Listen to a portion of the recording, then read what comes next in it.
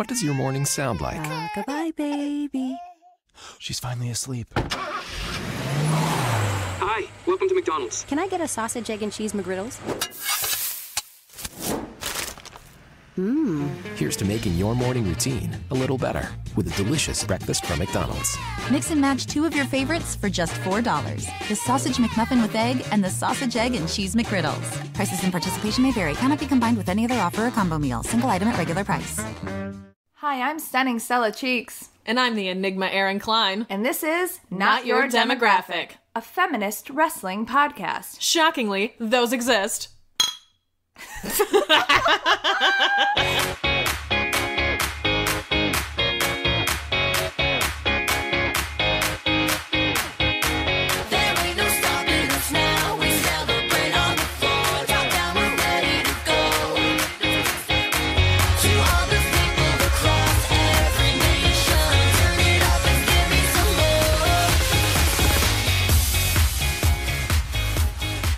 Phone, we're podcasting. I'm opening my notes, loser. Oh my god. I thought you were going to do the Mean Girls. Get off your phone, loser. We're going podcasting. Oh yeah, I guess that's a thing. That's literally what I thought you were doing. I'm one of those people that can't movie quote. I just can't. And Fair. I'm really good friends with 3 men who are the best at movie quoting. Phil, Frankie, and Joe. Ooh, yeah. You put them in a room together and it's like, well, what are we doing here? And I'm Having like, a clout fest is what they're doing. I've seen all those movies, guys. That's it. So that meant nothing to me. How are you? I'm good. I'm surviving the heat. You know, we live in a hellscape of... I thought today was really nice. It was nice until about 20 minutes ago. Oh.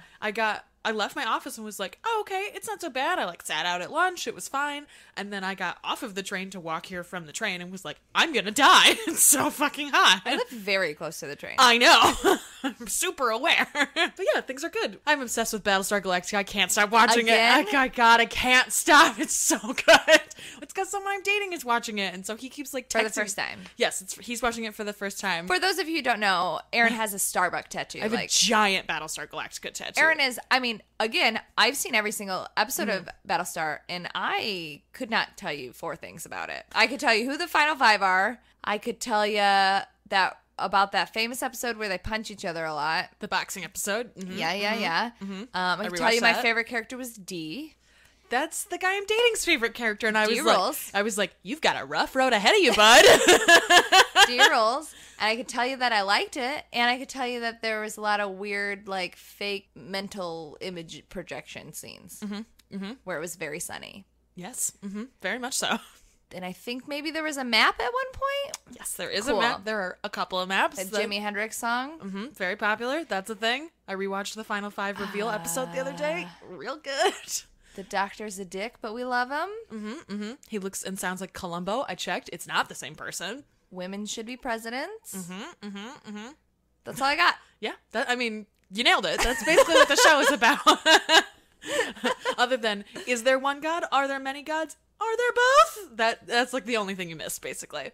But yeah, I've been watching a lot of Battlestar Galactica, and I'm fully in love with it. I can't tell. It sucks because my favorite seasons are the very end of 2, all of 3, and then the first half of 4. I really like that. The middle chunk. The middle chunk. Those are all of my favorite episodes. And the guy that I'm seeing he just finished season 2 today and texted me about it. Was like, oh shit, I just finished season 2. I started season 3. I've seen your tattoo now. I have no idea what it means, but now I know what it is. And I was like, oh yes, I'm glad you at least have context. I was like, listen, I'm glad you know what my tattoo is now. I literally can't explain to you why I made the decision to get this tattoo until you are done with the series. I can't tell you. And he was like, oh, okay. I wonder. I was just going to say, I wonder if Nick's ever watched it. Nick tried to watch it, and he said it was, quote, the worst acted TV show he had ever seen. So that's a no for Nick. Because I was like, maybe me and Nick could watch it. Nope, Nick hates that show. It's funny because I feel like the first season is for sure the worst one. Yeah. And it's really But it's hard to get. tell somebody that. Yeah, You know what I mean? That's what the guy that I'm seeing, he had the same problem when he first started it. And I was like, you just have to push through. You really do. I know that sucks. And that's a shitty thing to tell a person. But the rest of the series is so good that you really just have to get past it. Fun fact about Battlestar Galactica that Erin knows, my shitty ex we started watching Battlestar at the beginning of our relationship, and we joked throughout our relationship that once we finish this series, we're going to have to break up. We broke up a week after we finished this series. It was not because of the series, obviously, but it's like we weirdly like predicted our doom. Yeah. Absolutely. I think that's so funny. If you were when running jokes become a reality. Right. If you were a character, which one would you be? Probably the president, right? Yeah, probably. I could see that. Had a bunch Again, of crazy ass visions. I only remember a couple of them. I mean, that pretty much tells you who it is. Or the second in command with the eye patch. Ty. Yeah, he's one of my favorite characters too. Probably one of the two. Yeah. I'm like a combination of both of them, I feel like. Yeah. I would agree with that, actually. So, one of the two. Yeah, I can definitely see that. I love to ask people, if you've seen the show and want to answer this question, you can send me a tweet about it. If you have seen the show, who's your favorite character and who would you be? Often those are not the same answer. I love D and I love Baltar. He's one of the best characters. Good God, he sucks ass though. He's like, I kept telling the guy I'm dating, he's like, oh, so Baltar, you like Baltar? I was like, listen, don't use that word. I love the character. I do not like Baltar. And now he's like, oh, okay, I get it now. Like, yeah, don't defame me. Fun. So I'm having a great time rewatching that. I did not watch SmackDown on time yesterday because I was like, you know what? Fuck this. I'm going to watch Battlestar Galactica because it makes me happy. It. I will watch Battlestar Galactica with you literally any time of day or night. I'm fucking obsessed again. I was texting the guy today and was just like, thank you for reigniting this, but also, why? Why did you do this to me? I like can't stop watching it now. I'm just like totally re-obsessed. That's kind of how I was today. Not reignition of something, but I worked in the morning, then I had the day off and had all of the stuff that I should have done and needed to do, but they're not like that time sensitive. So I was listening to Jane Miles explain the X-Men, and I was like, oh, maybe I'll just throw on like an X-Men cartoon in the background because X-Men Evolution is my favorite cartoon. But then it was like, oh, you have to buy it. It's not on demand. I didn't feel like dragging my DVDs out. So I just typed in X-Men, and I was like, oh, yeah, I'm only halfway through The Gifted because I like power watched like 5 episodes one night. And then I just haven't had time. So I was like, oh, I'll just like keep watching The Gifted. I watched like 5 episodes. So it's a 13-episode series or season because it's season 1, but it's so good. I saw the trailers for it, and I was like, oh, another Marvel show. They're really hit or miss. I don't know, because I really fell off of S.H.I.E.L.D., and I'm a completist, and I'll probably go back and watch it, but I was like, I don't know if I want to do this to myself, and then one night I just watched it because there's nothing else on, and it is really good. I've heard really good things about it. It is really good, and like, Fenris? Come on, guys. That's amazing. That's so good. Because you think, like, they just throw the last name out there, and you're like, oh, they're just using, like, names that they know, and then you're like, no, they're not. They're really doing stuff. It's really exciting. I love it. So I sat around my house watching that all day. I feel I did work out. Way better about. I did not work out. I worked so I out, feel better. and then I sat around my sweat for several hours watching The You Gifted. get staph infections. Don't do that. And then you were like, I'm gonna come over early, and I was like, I gotta shower. The good days of good television. What wrestling shirt are you wearing? I am wearing I don't remember what the artist name is. You know the artist Lauren name. Morin, I think is how you pronounce her last name. She has a great design of a Nia Jax shirt that I got through 123 Collectibles. That's a not like most girls shirt, only it's got Bull Nakano, China, Karma, Nia in the middle. I actually don't know who this one is. It looks really familiar, but I can't figure it out. I think it might be the other bruiser from China's era. But I cannot remember her name. You know me in old-timey wrestling. Yeah, I can't remember her name. But the shirt's great. I'm wearing it because I think that Nia cut one of the best promos this week on Raw she nailed it I've ever seen her cut live on TV. Like, if you give her some space, like, she can do stuff. If you don't force a weird character on her. Right, exactly. But this felt very natural. And, like, there's a bunch of rumors that they actually have real heat, Nia and Alexa now, and, like, are no longer friends. Besties. Yeah, I haven't seen a Instagram post with either of them in a minute. Unfollowed each other, which is the drama. Yes. So that artist's Twitter handle is at Lauren Moran, LAURENMORAN.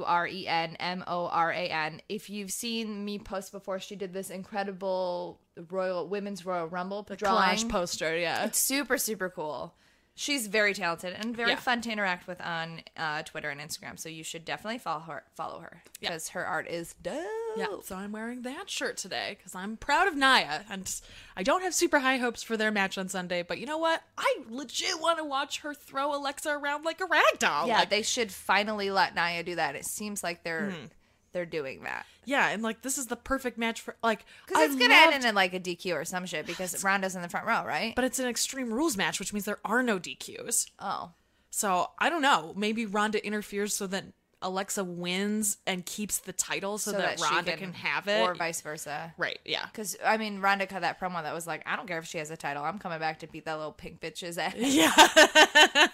True, that's true. That was a great promo. That from was the Ronda. best promo that Ronda's ever done. That's absolutely positive. Especially when you cut it down to just that line, which was very good.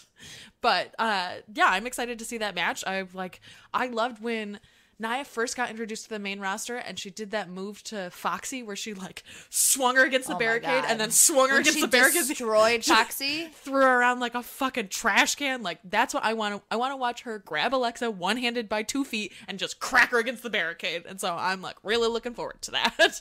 What shirt are you wearing? I'm wearing my Drew Boo shirt. Ooh. Hashtag main event McIntyre. Hey. He was so good this week. Even though Seth was like, you fuck sheep, bro. His reaction to that was good.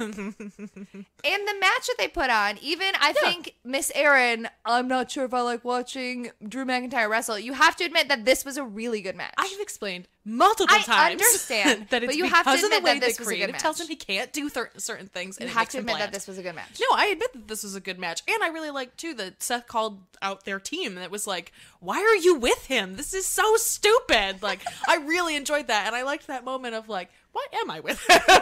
Also, how nice. he literally carried Dolph Ziggler's lifeless body out like a drunk girl from a party. That was amazing. That was great. That was wonderful. And credit where credit is due. There is something about the way that they enter now that Dolph has really figured out that he just... Dolph was really good this week. He's been really good at the I look like a crazy maniacal piece of shit, and like he looks like he's laughing, but he's doing the silent laugh, which is like good character work, and I really enjoy. And I was like, I see what you're doing here, Dolph, and I appreciate that you give a shit enough to do this. Yeah, it seems like Dolph is showing up for this stuff. Dolph more. had like full on Bobby Heenan vibes on the outside of the ring this week during that match. Like it felt like he was his manager, and I really enjoyed it. Like I've said that since they debuted as a team, I would prefer Dolph as a manager. So there are things about what Dolph's doing that I enjoy, but like I've said before, the reason I don't like Dolph is because you can read I don't give a shit all over everything he does 97% of the Right. time. So it's nice for this 3% for him to like show up this week. I really enjoyed that. Especially considering that he wasn't in the match and it wasn't Yes. really about him. Right, I mean, exactly. he did get to go back and forth with Seth on the mic, and I don't know. This is a better use of him. This was a good segment for all three of them. Yeah, I would Like, agree with that. Seth was like heely without being a heel. Drew looked really good in that match, even though Seth was like, you fuck sheep. And So good. Dolph was used really well and showed up. Yeah, I thought they all did a really Also, good job. Drew McIntyre belongs in the fucking main event.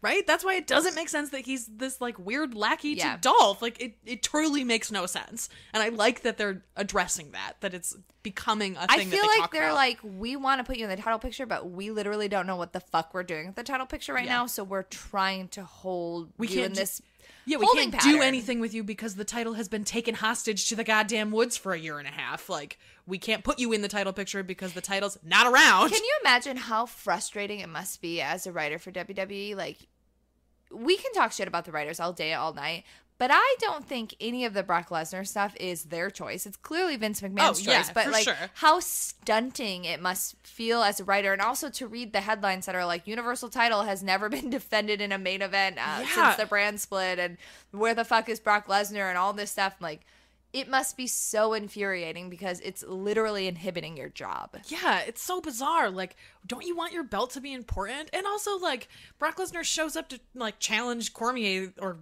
Cormier challenged him once and then Brock got in his weird fucking I did see his weird outfit now. Aren't those boots fucking bizarre? Like, what? Wear boots that, first of all, match the suit that you're wearing, and second of all, learn to wear suits with cowboy boots if that's what you're gonna do. Like, it was just a very bizarre fashion choice. He's an idiot. Who the fuck knows?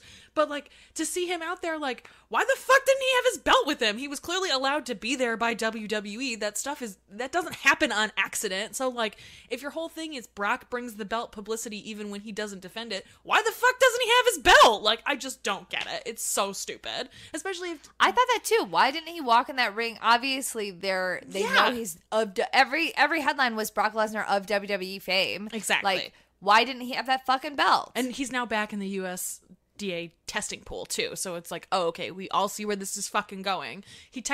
Why does Brock get to do whatever he wants? I don't know. I really don't get understand. it. I don't get it either. I really feel You like... know who I blame for all of this? The Rock? Goldberg. Because had Goldberg not come back for his, like, sunset run, if you think about it, Kevin Owens lost to Goldberg, and then Goldberg reignited his feud with Brock. Yes, probably Brock would have been pushed in the title picture somehow, but I'm fucking blaming Goldberg. Fuck you, Goldberg. You've done this to us. You gave us two shit matches. We finally got the title off of Brock, and you had to walk in and fuck us over. Yeah, exactly. How dare. So fucking stupid. Goldberg. All for your weird 10-year-old son. Nobody cares about your kid. Right? Get out of here. Why did you embarrass your child like that in front of millions of people? Rude. You dick. You dick. After our impassioned speech last week. Yes. Which I'm glad to hear that some of you also, it resonated with you. And because it should, again, seek out women's wrestling outside of WWE, please. Mm-hmm. Absolutely. We attended the Sunday tapings of Rise Ascent, which is their weekly television show, which, again, I have started watching and is very fun. Mm-hmm. It was super fun. Yeah, it was fun. It was weirdly timed, and there was like an hour break between tapings, which was not well advertised. Yeah. But, you know, there weren't a ton of people there because I think most people went to the Rise Ascent. Rise 9. Yeah. Rise 9, Rise of the Impacts, Rise of the Knockouts, Rise of the... Oh, God. There are so many titles. Rise of the Phoenix? No, it was Rise of the Knockouts. Oh, okay. Because they crowned the first ever Rise tag champions, and there was a bunch of knockouts there. Right. That's right. You know, names of things is hard. Ugh. But I think a lot of people went to that one, which apparently was really good. I haven't had the chance to watch I'm excited it. There to was watch a it. like 40-minute Iron Man match between Tessa and Mercedes. Amazing, right? That sounds Here for amazing. it. Yeah. That sounds really good. I can't wait to be able to watch it.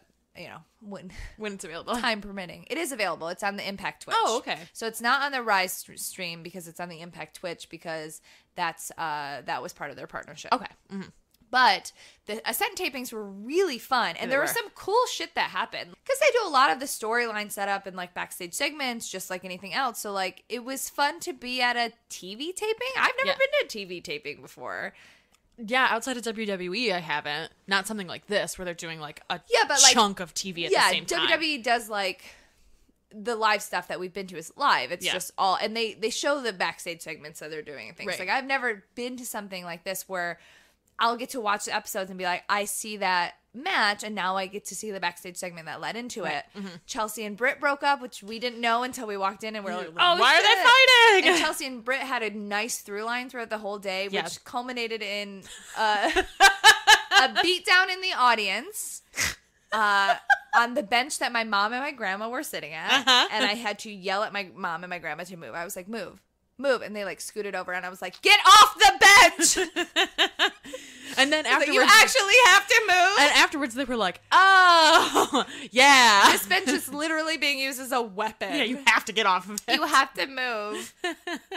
So you'll definitely be able to see my mom and my grandma in these tapings. My mom had a really good time. Good. I'm glad. She seemed like she was having a. She was like, blast. I can't. She was like, when the episodes come out, I want you to send them to me because I wanna watch them. I wanna like see how. Yeah, she was really into it, and my mom is somebody who like tends to like watching women's products more. Like, she's been to burlesque shows and she loves the women, but, like, it gets, like, weirded out when the boys do it, which is, like, kind of prudish, but, like, whatever. I get it. So this was such a good introduction to my mom. Yeah. Because it was all women. Yeah. And she loved that. Mm-hmm. And your grandma was having a fucking gay old time, too. She was sitting next to me, and at one point she leaned over and she was like, I don't really know what's going on, so I'm just clapping when you clap because you seem to know what's going on. And I was like, yeah, I do. You're right, Susan. Yeah.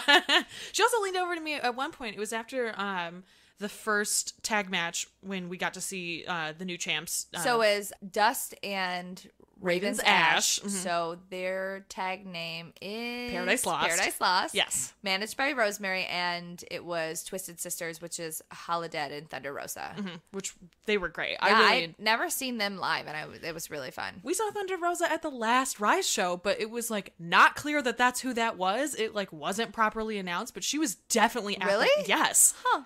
Yeah, because someone leaned over, I think it might have been Ben, was like, you know that's Thunder Rosa, right? And I was like, what? No. And so this time it was like, oh yeah, that's for sure Thunder. You can just hear it in her voice. Yeah. Like, it's clearly the same person. My mom had been watching Lucha Underground with me earlier that day, and I was like, remember that girl in the blue mask? That's her. That's her. Yeah. But it was during that, after that match was over, Susan leaned over to me and she goes, how is every bone in their body's not broken? I don't understand. And I was like, yeah, exactly. The Just skill. like a hilarious thing to hear a grandma say. Like, Yes. yeah, correct, grandma. I get really annoyed because me and my younger cousin, who's like 12, like white trash sports. I love wrestling, and he loves NASCAR. And my grandpa like indulges. He will turn on the TV and watch like a race, and I get infuriated. And I'm like, you would rather turn on the TV and watch race cars drive around in a circle for 3 hours. Mm-hmm. Mm-hmm. But you think what I watch is dumb? This is real life. These are emotions. This person broke their neck. Yeah. I mean, I know people get hurt in People do die in NASCAR, yeah. But honestly, it's going to a race is really fun. Mm-hmm. I've been to NASCAR races. My dad has a NASCAR tattoo. Like, going to a race is fun. I get that. Watching a race on TV, it's literally 3 hours of watching them drive around in a circle. It's only exciting for the last 5 minutes. Yeah. Not even like the last lap, the last half a lap. It's the worst. And I'm always like, you're going to watch this and not tune in to see Sasha and Bailey emotionally go through it?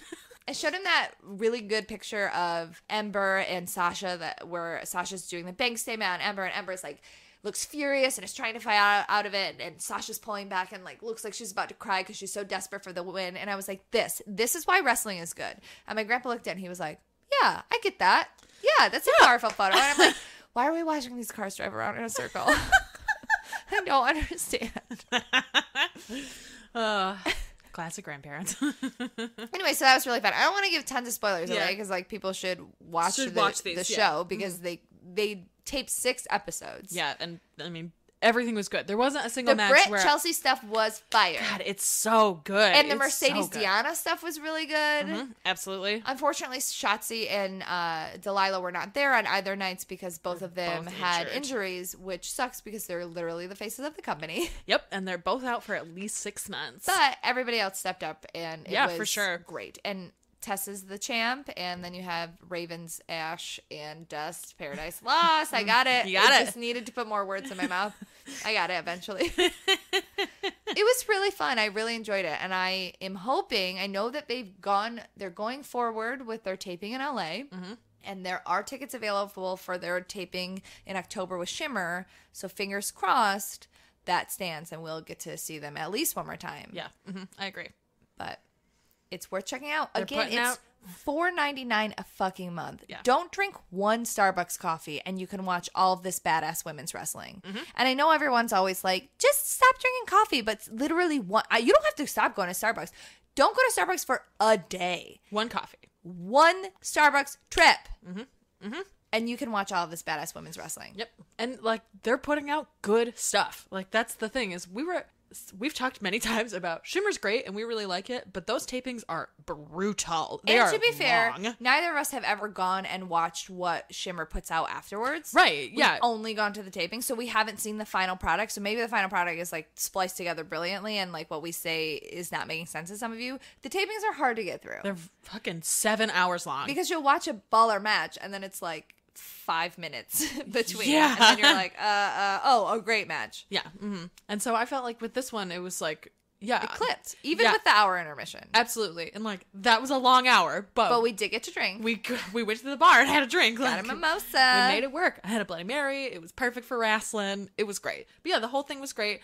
I hope they don't use this Naperville location again. I don't think they will. Yeah, I hope not. I think that was part of their problem. Yeah. Because it is even though it's technically on a train line, it is just out of the fucking way. Yeah, it's not easily accessible. It feels like it should be because it's by a train line, but like Berwyn is technically off the pace and is way more easily accessible than this Naperville location. It's also easier to Uber to. Yes. Whereas Naperville is not really. No, you can't. That's like not really possible. Chicago location. Woohoo! Usually, anytime anyone says they're doing a show in Chicago, they're not. No, almost never. Sometimes there are some local indies that do, like AEW is sometimes in Chicago and Freelance is sometimes in Chicago, but All In is not in Chicago. No, not even remotely. When WWE is here, they are not in Chicago. When Zello Pro runs in Chicago, they run in fucking Chicago though, which I appreciate. So they've done a Rosemont show too. Oh, have they? They've done. I believe they've done Joe's on Weed Street in Rosemont. Oh, it's a chain. That makes sense. So, anyways, support Rise, $4.99. Go to their fucking website. Stop being a little bitch. Great. You little bitches. You little bitches. Yes. Oh, you did it with me. Well, I mean, we kind of touched on it, but Takahashi broke his neck. Well, we think he broke his neck. Meltzer Hiromu says Takahashi, yeah. He broke his neck. And he is back in Japan now, or is on his way to Japan. Yeah, he was being transported back today from San Francisco because he broke his neck in San Francisco. And so, like, if he's really fucked up, they can't move him at all. And it took until a good sign. It took until today to move him, though, which is but not great. Up and talking, and like he's alive, thank God. Like because if you watched it, it does not look like someone should survive that. It's I watched it. I saw the GIF come out before everyone like knew something happened because I didn't watch it. Obviously, I don't watch the New Japan. Nobody get on my back. But I watched the GIF and I was like, yuck, whoa, that sucked. But then I knew I didn't hear anything for a little bit. So I was like, well, he lived, so that's fine. And then like the things started like trickling out. And then you were like, did you hear? And I was like, oh no, from that move? I already watched that. I never want to watch it again. I remember being grossed out not knowing that he broke his neck. Yeah. I can't imagine watching it knowing he broke his neck. When I came home from the tapings, I asked Michael, I was like, so I'm guessing you know about Hiromu. Have you watched it? And he was like, yeah, don't watch it. I was like, okay, thank you. I will not. Don't. I'm not gonna. It's rough. Yeah, it's Ugh. it sucks too because like he's in the middle of this huge fucking push and like may never wrestle again. Like just won the best of the Super Juniors and may literally never be able to wrestle again. Like that's fucking nuts.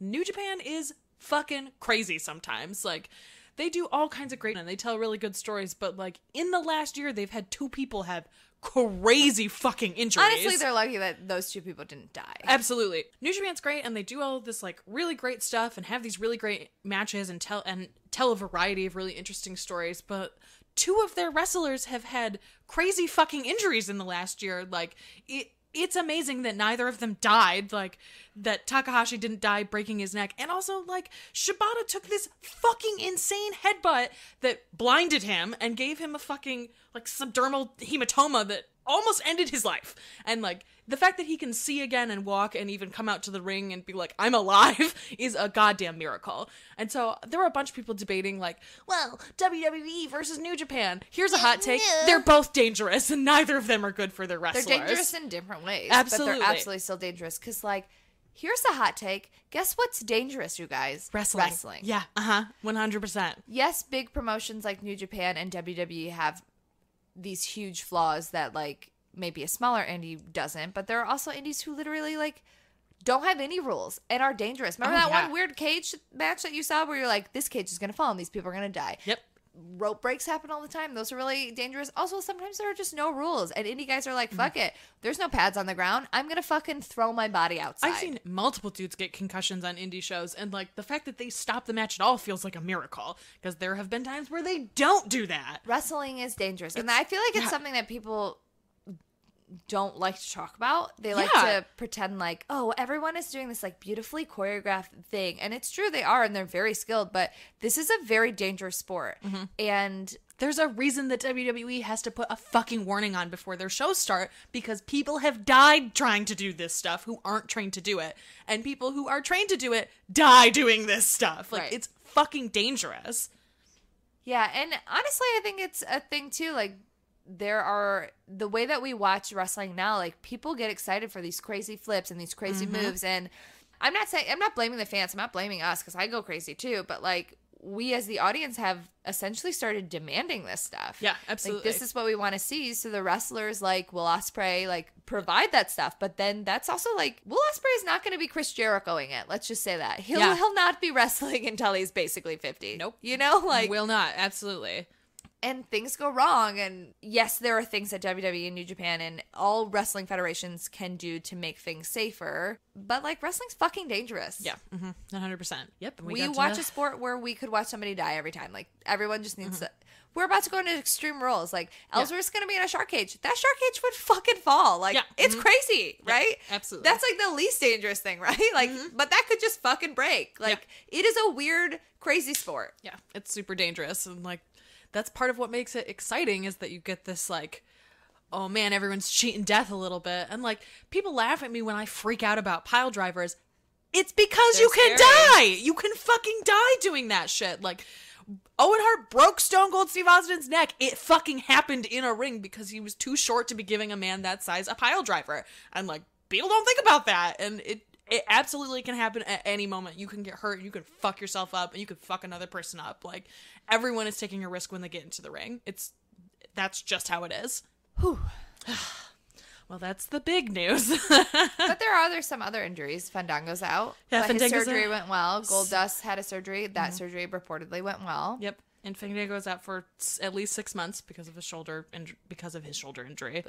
Just Tyler's just chilling backstage by himself now. Well, he's, still spreading the word, the gospel of fashion.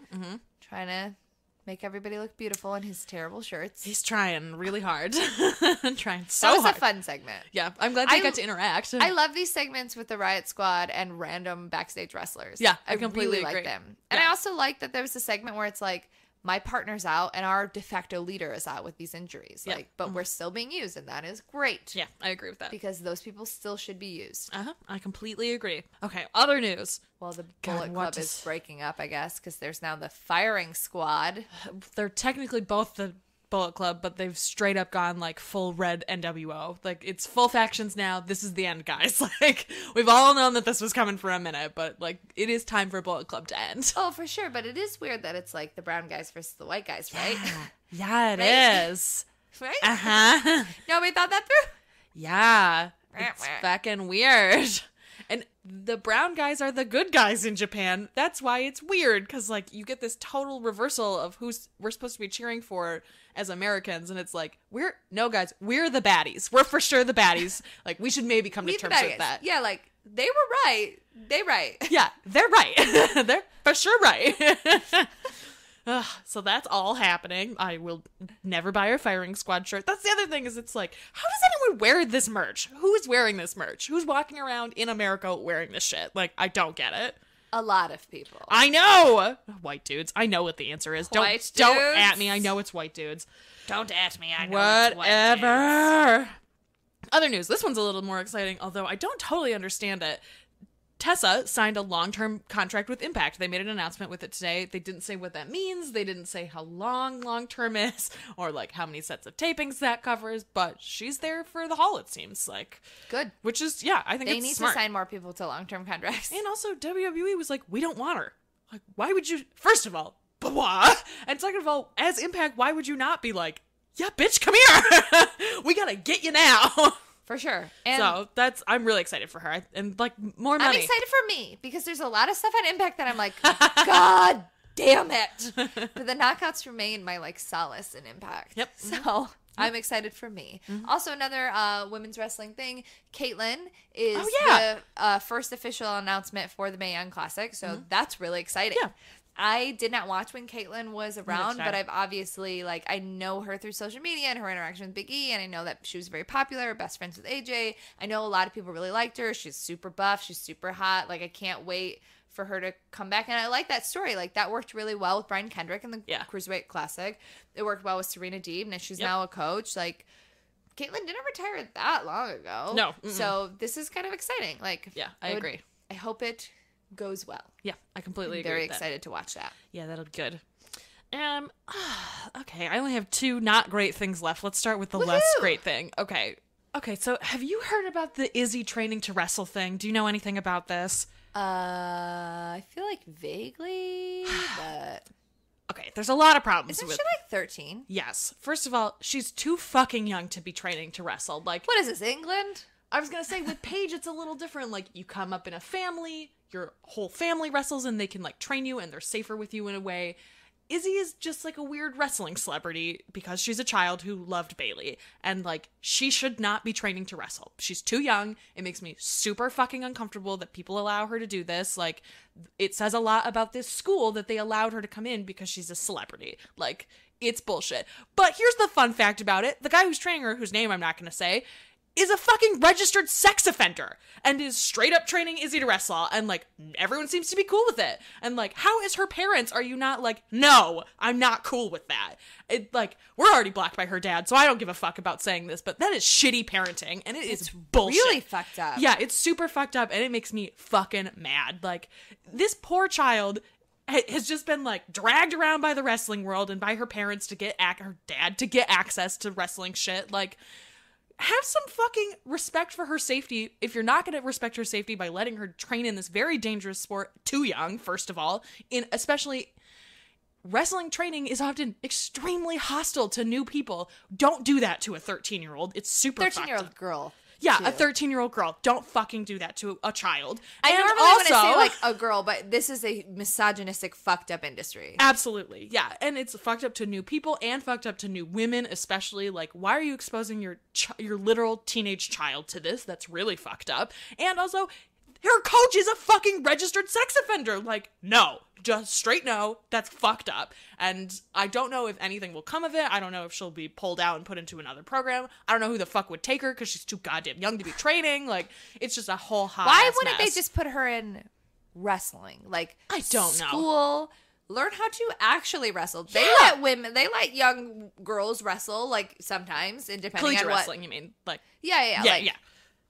Real wrestling. Yeah, yes. I hate saying that, but, like, yeah. Yeah, like Why Greco-Roman wouldn't wrestling. you do that? That Yeah. seems like... Or put her in gymnastics. Like, there are so many foundational sports that you can do if you know you want to eventually be a wrestler. Like, putting her body through this at 13 that's not going to get her to be a wrestler. It's going to fuck her body up permanently. And also, her coach is a registered sex offender. Like, I just cannot get past it. I don't get it. Okay, what is your other shitty piece of news? Well, the other shitty piece of news is something that broke while we were recording last week, so we could not talk about it at the time. Yes. The downside to recording it like 9:30 in the morning on the 4th of July. Taylor Hendricks came out with a statement that someone tweeted at her and was like, "Oh, it's too bad you're not with the House of Truth anymore. I wish they would bring that back. It sucks that we can't see you." Well, she posted like a gif of her in ROH and just happened to have the House of Truth people in there because that's when she was on TV, so that's where the gifs are. But the gif was about her, right? But somebody was like, "Oh, I wish you'd bring back House of Truth," and not in a bad way. They didn't know. This was not like in a shitty way that they were like accosting her about it, but she used this opportunity to be like, the reason that I'm no longer part of this and the reason that I'm not on television and the reason I never got opportunities is because of House of Truth, because I was sexually harassed by these guys. And Jay Lethal in particular apparently, allegedly told her, if you don't open your legs for me, then we're going to make sure you're taken off of TV. And guess what? She got taken off of TV.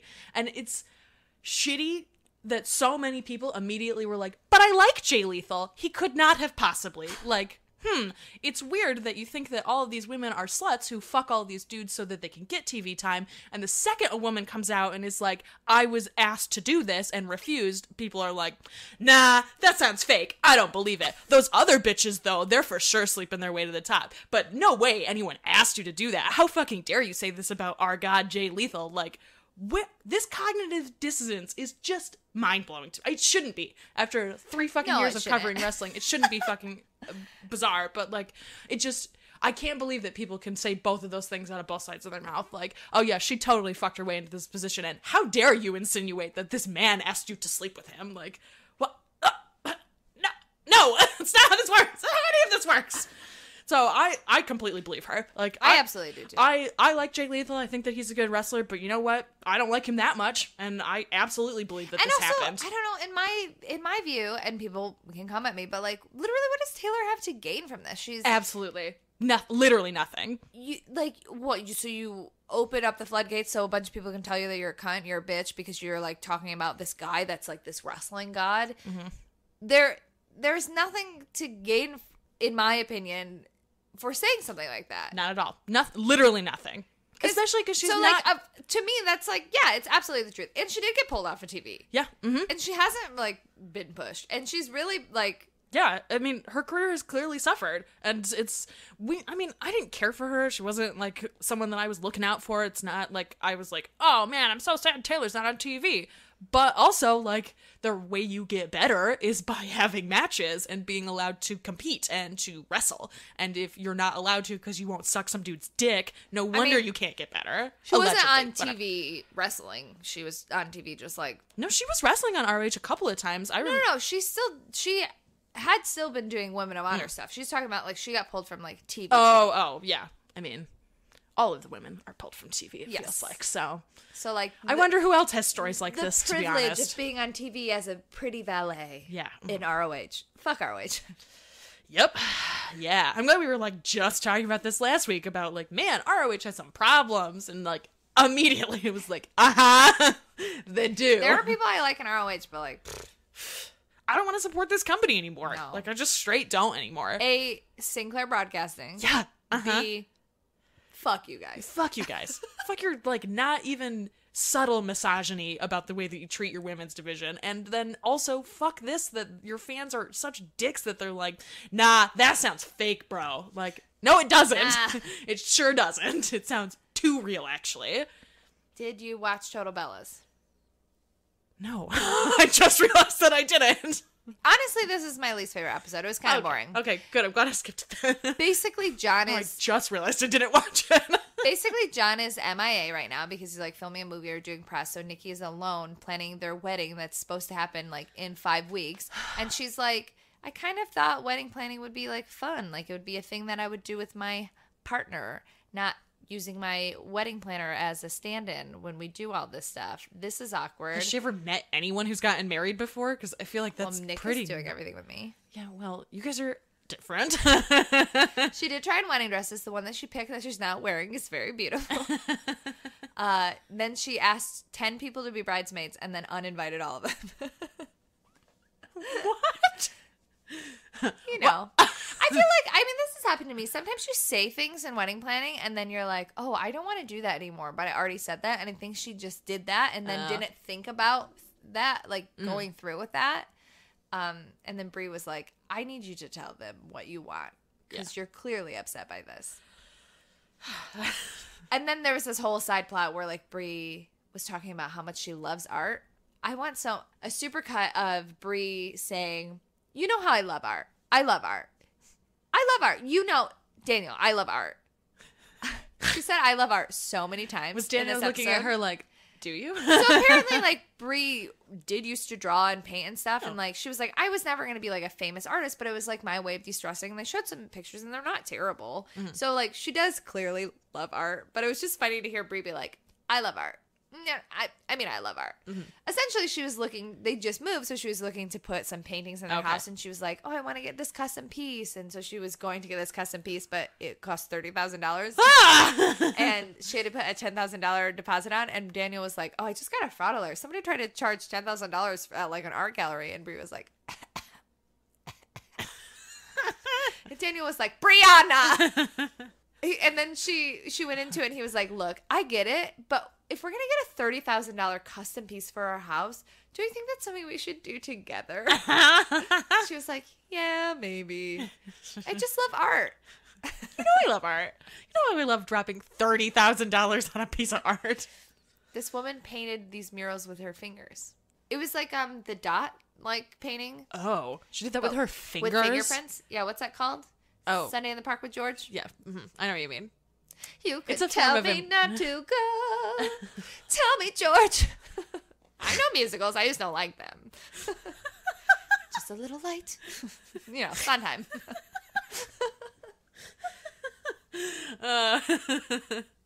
That's hilarious. She did it with her fingies.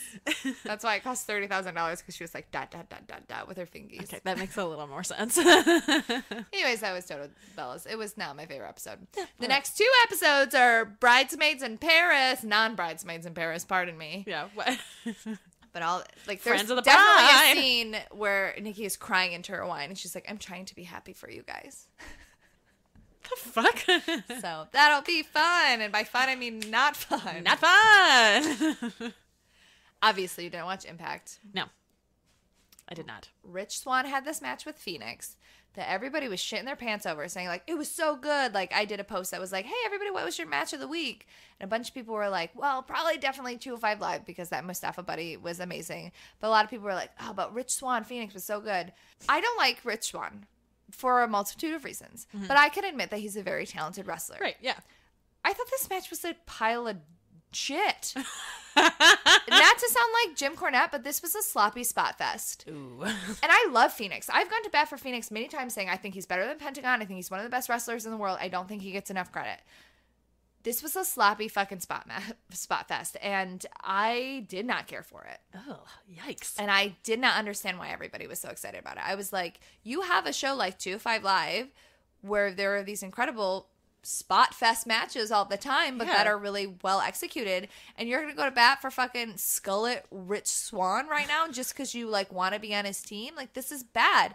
Go tune into Lucha Underground where Phoenix is doing a better job, even though he's dead now, but but pre him dying, this was just not good. That sucks. Phoenix won. The last third of it got better. I think they had maybe never wrestled before, so they were trying. That wouldn't surprise me, actually. And when you have this high flying ability for both of them, like, it makes sense to me why it would have been weird, but it did find a rhythm. Phoenix won. Just wasn't my favorite. I don't think it deserved the accolades that it got. Pentagon came out, took Phoenix out, and then he took his mask off, and it was Sammy. Everyone was like, oh, yeah, you guys are different body types. How did we get fooled by this? But then the real Pentagon came out, and then it was OVE versus Swan, Phoenix, and Penta. There was a really cool moment where OVE was on the outside of the ring, and then those 3 guys were leaning over the ropes, and they all did the Zero Miedo together. Cool. I know I said that really crazy. Zero Miedo. So that was a nice moment, but, like, everybody was so hyped for this match, and I was like, okay, I'm prepared to enjoy this match. I love Phoenix, and like I can acknowledge that Rich Swann is a good wrestler, but everybody, I don't know what the fuck you guys were watching, because I watch Impact every week, and that was a fucking mess. Not often that you're the one who's like, guys, this wasn't good. It wasn't good. There was a really good backstage interview with Madison and Allie. Madison, whatever. But Allie had this really good line where she was kind of talking about how Rosemary told her not to embrace the darkness, and when she did, that was her downfall, but she couldn't be this naive little bunny anymore, and she realized that she needed both the light and the dark, and it was just a really good character moment for Allie. Nice. And also semi-explained why she's back, even though, like, technically I'm pretty sure her coffin was too lit on fire, but whatever, I don't know. Fire is fake in wrestling. Everything is fake in wrestling. Except for, it being very dangerous. Yeah, the neck injuries are real. So that was really interesting. And then later, there was a match when it was Su Yung and her maid of honor, who we also saw, even though I think it was a different person, at Rise. Yeah. So that was interesting, because I kept being like, one person was like, hey, that's Su Yung. And I was like, that's her maid of honor. Different. You can talk to Sue wears a weird red wig. But Su Yung and her maid of honor versus Allie and Madison. This was a pretty fun match. The maid of honor in this episode, I swear to God, it was Casey Spinelli. They barely ever showed her face. But, like, weird. I really feel like it was Casey Spinelli. Hasn't she, like, not been on TV recently, too? I don't know. Maybe I was just, like, trying to figure out who it was, but it really, like, her body movements. But again, I barely ever saw her face, and when I did, she had, like, Su Yung makeup on. And I'm probably wrong, but wouldn't it be cool if it was Casey Spinelli? I'm going to believe that it was. Yeah, let's just believe that it was. There was a moment when the ref got kicked and like, oh my God, my eyes. Oh my God, this is so hard to see. And that's when Tessa came out. And then she beat everybody up in the ring and was getting in. She was like beating up Madison, and then Allie threw Tessa out in the ring. And then so Tessa and Allie were fighting on the outside, which gave Madison the opportunity to pin the Maid of Honor. The thing that I will say, the Maid of Honor did a really good job being like a zombie wrestler. Like she'd get hit down and then like flop back up and had like no emotion in her face. Like the bridesmaids are killing it. Cool. They're doing a really good job. And I love the fact that like Tessa just comes out and fucks up like with people's shit because she's like, I should be in the main event like title picture and I'm not, so I'm just gonna be an asshole about it. Cool. That's classic Tessa. She's undeniable. She's undeniably great at everything. So it was nice to get Sue and Madison kind of setting up for Slammiversary, but also keeping Allie and Tessa relevant, which I thought they did a really good job with. Awesome. There was a Desi Hit Squad training montage. Again, I don't know if I'm supposed to be into them or not. Are they good guys or bad guys? I really don't know. It was a training montage where they were training and then they would be done. They'd high five each other and then their manager would hit them and be like, how dare you high five? Go do more. Yeah, you finished. How dare you celebrate? Go do more. All right. But again, I don't know if I'm supposed to like them or not. Do you like them? I like Rajit because I've seen him wrestle and I think he's a good wrestler, but I'm unfamiliar with the other two, so I don't know. Okay. So I like have a tendency to like Rajit, but I don't know. Okay. I didn't mind this training montage, but I love a montage. Killer Cross had his debut match against Falaba. It was not a great match. Oh, no. But like essentially Falaba was just doing a move and then being distracted by KM, and then Killer Cross would be like, hi, that doesn't affect me, I'm crazy, you can punch me and splash me in the corner, but like he just like wouldn't go down because he's like a crazy guy. He won, but then Petey came out with a chair and started beating Killer Cross. Oh. So they're setting up for Petey versus Killer Cross, which makes sense because Petey almost lost his job because this motherfucker. Right. Yeah, that does make sense.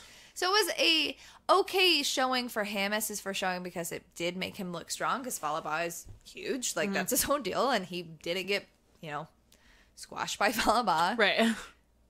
But it was, like, not... I feel like they could have put him against, like, Desmond Xavier or somebody. Yeah. You know what I mean? To have, like, a real match. Rebel fought Katarina. You can tell that she has not been in the ring for quite some time. It was rough. And when Rebel looks great, maybe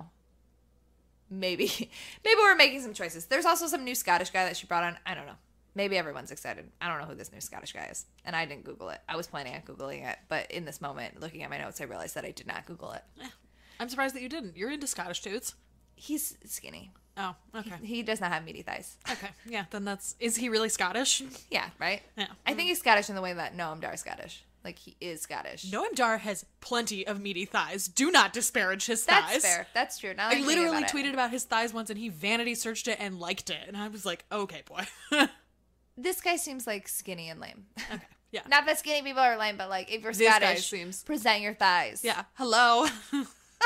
You have this history of kilts. You should know that you need to be squatting it up. Get your thighs right. Cage and Congo Kong had a match. I don't care. Cage is very strong though. He like lifted Congo Kong over his head. It was fine for what it was. Cage obviously won, which is sad for Jimmy. So poor Jimmy is what I wrote. But also like Cage should absolutely win. It was nice and also very weird to see Jimmy just like running around the Rise tapings. Like, well, yeah, because he is helping to produce all that stuff. He was also in his like street clothes and like a little like top knot. Yeah, it was very cute. I was like, aw. Yeah. And the woman with the dog. And the woman with the tiny dog was there. Okay, so the big thing that happened on this episode was all this LAX drama, which I'm going to talk about, which I normally don't, but... So Diamante, I think, is hurt, which is why she showed up and then is gone. Like, okay. I think she's, like, hurt, like, out of action hurt. Okay. That's the rumor. Conan finally confronts Eddie Kingston with Santana Ortiz in the ring. Eddie Kingston loses his shit and basically does that thing at Law & Order where... like, you rile them up so much that they confess to the crime. Yeah. So he confesses to the crime. Ortiz and Santana turn on Eddie, side with Conan, and then Eddie just kind of starts laughing, and he's like, oh, you think that I came alone? And then Homicide and Hernandez came out. So now we have LAX versus LAX. Great. So. Super pumped. Super into that. look, Santana and Ortiz are so talented and really good, and I want to like them because they seem like fine. But I hate Conan. I hate Eddie Kingston. I hate Homicide. And fuck Hernandez. Yeah. Mm-hmm. I wouldn't say I hate Hernandez, but like, fuck Hernandez. I don't have great feelings about Hernandez. Also, Conan looks like the professor in Nightmare Before Christmas. Oh. He does? He does. Especially when he wears sunglasses. Y'all, Google a side by side. It is ridiculous. All right. Anyways, that's what's going on. Okay. I mean, there's not a lot to love right now. I mean, but the knockouts are good enough. And I like Jimmy Jacobs and I like Paige. And Grado makes me laugh. So. Did Grado do anything exciting this week? Yeah, he got very excited that his girlfriend won. And then he got excited that the Scottish dude was there. So he was like mostly just yelling, enjoy. Oh, okay. I like that. You know. That's a good move for Grado. There are worse things to be doing for Grado. Yeah, I agree. NXT. You can tell by my voice I'm so excited about it. It wasn't a bad episode. We're just in that era of NXT where it's a good show and I'm definitely going to watch it every week, but it's also like I don't really want to talk about it. Yeah, it's not a takeover. Doesn't have any. It's all build and they do a really good job of fitting a lot in an hour, but like. Yeah. Meh. Yeah. I don't really want to talk about it, but we're going to talk about it. I feel like we should, going forward with NXT, like, we like it. We watch it. But let's, going forward after this, just talk about the stuff we really like from NXT. Yeah. Because a lot of it is transition and a lot of it's story, which is really enjoyable, but, like, not something, it's not like, man, this was dope every week. Like, right. And so I feel like it's easier to just pull a couple of things out and be like, I really enjoyed this. And if we're not talking about it, it's not that we didn't enjoy it. It's just not that there was a, like, oh, shit moment. I feel like that's a better way to start approaching NXT. Yeah, I mean... Especially while Lucha's still on. For sure. I mean, I do go through Impact, but people have told us that they like Impact, so... Yeah. So NXT, the things that I liked, I loved Bianca's honeymoon promo. That was amazing. Which she almost called them all bitches and was like, you know what? I'm on my honeymoon. These people can try and catch up. I doubt it. Mm-hmm. You dumb pirate. I love that everybody's just like, we're done with this. Yeah, we're done with it. It's so weird. It's another example of like, man, this bitch was amazing before she came to WWE and she shows up and does not shit. And it is disappointing. Yeah. I'm over it. Sucks. I want Vanessa Bourne to win this match. It's so strange. Like, I'm cheering Vanessa Bourne. I know, like, how did we get to this place? And like, I like Kyrie. I've also reached the point where I'm now like, these 5 moves you're letting her do are not enough, and I'm fucking tired of seeing them. Mm-hmm. And I like her, and that's not good. That's not a good thing to be doing to your audience. There was also a really good backstage promo with Mustache Mountain, because they were both wearing glasses, which was hilarious. And I'm pretty sure they were just trolling us and just being the most British. Like, obviously they're British, but they were clearly like, because it looked like Tyler was about to break several times because he thought it was funny. Mm-hmm. That they were just being like, yeah. We are doing the most British things. We're saying the most, like, they like didn't have any inflection in their voice. They basically were just like flatline the whole time. It was very funny. I love them. Also, like, hot in glasses too. Hell yes. Extra daddy in the glasses. Extra daddy in the glasses. Mm-hmm. I hope they not retain. Go unnoticed. I hope they retain. I hope so too. It feels appropriate. Like they're a nice injection into NXT right now. They're people like them. They're fun to see. Like we said before, like put them on every week. We enjoy watching them and like keep them around. I like it.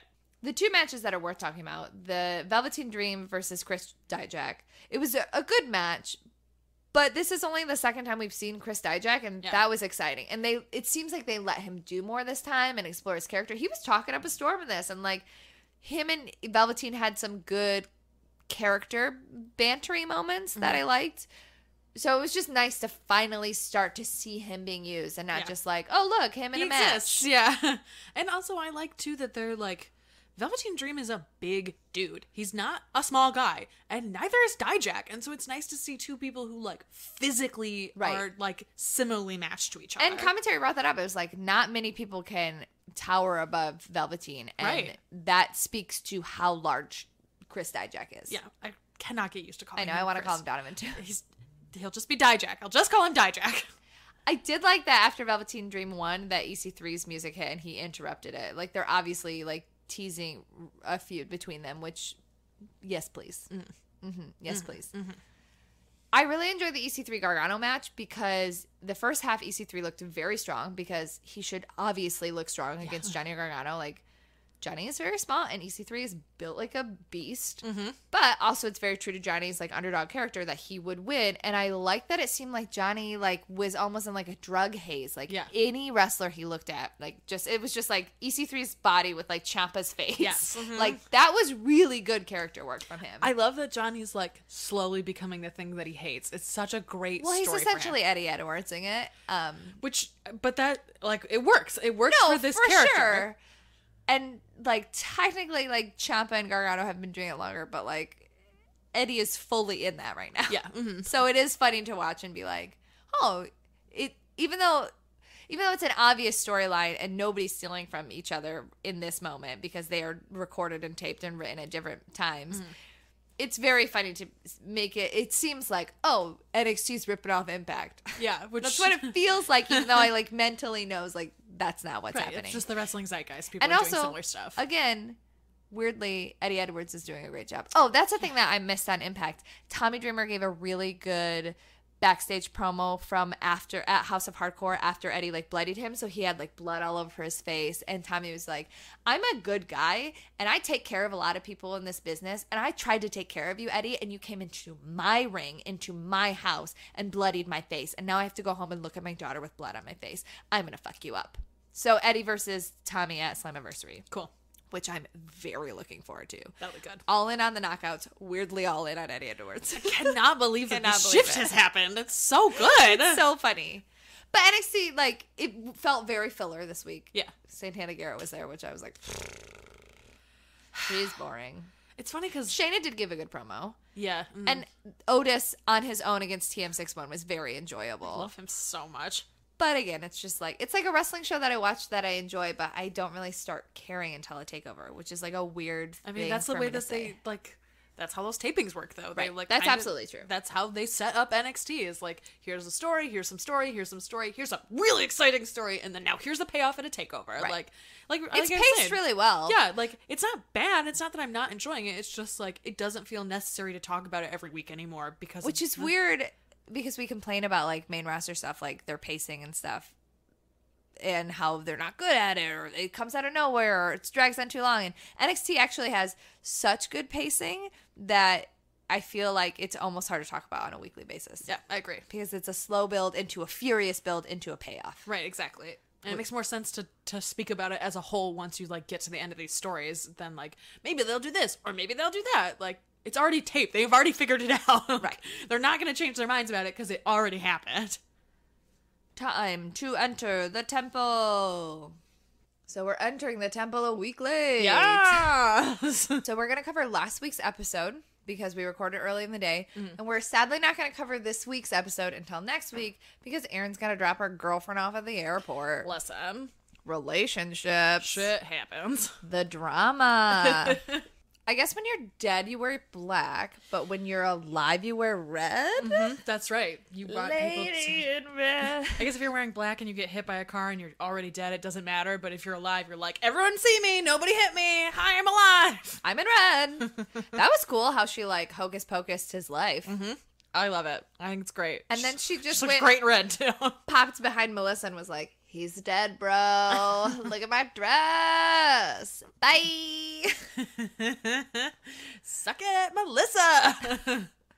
Melissa was so sad. We've talked before about She did a how- good job in that, like, sad staring at picture of my dead boyfriend. Yeah, and, like, I like that they're involving her a lot more in these Yeah. later seasons. Where at the beginning, like, she's badass and she's the best announcer on television, like, straight up. Like, I love JoJo, and there are other good ones But they're too. doing that such a specific style where Melissa was also allowed to kind of craft a style. Yeah, and is Given the fucking space. great at it. Yeah, absolutely. And so, like, I like that she's very good at this, and in addition to this, we're now, like, getting to see her interact with the wrestlers. It was great. She's part of the roster. She exists in the temple with them. She's not just like, I sit on my stool and then I walk in and I make an announcement and then I sit down. Like, now it's like, oh yeah, people can see you and you can see them and you're related to these people. I like that. What does being alive mean for Katrina?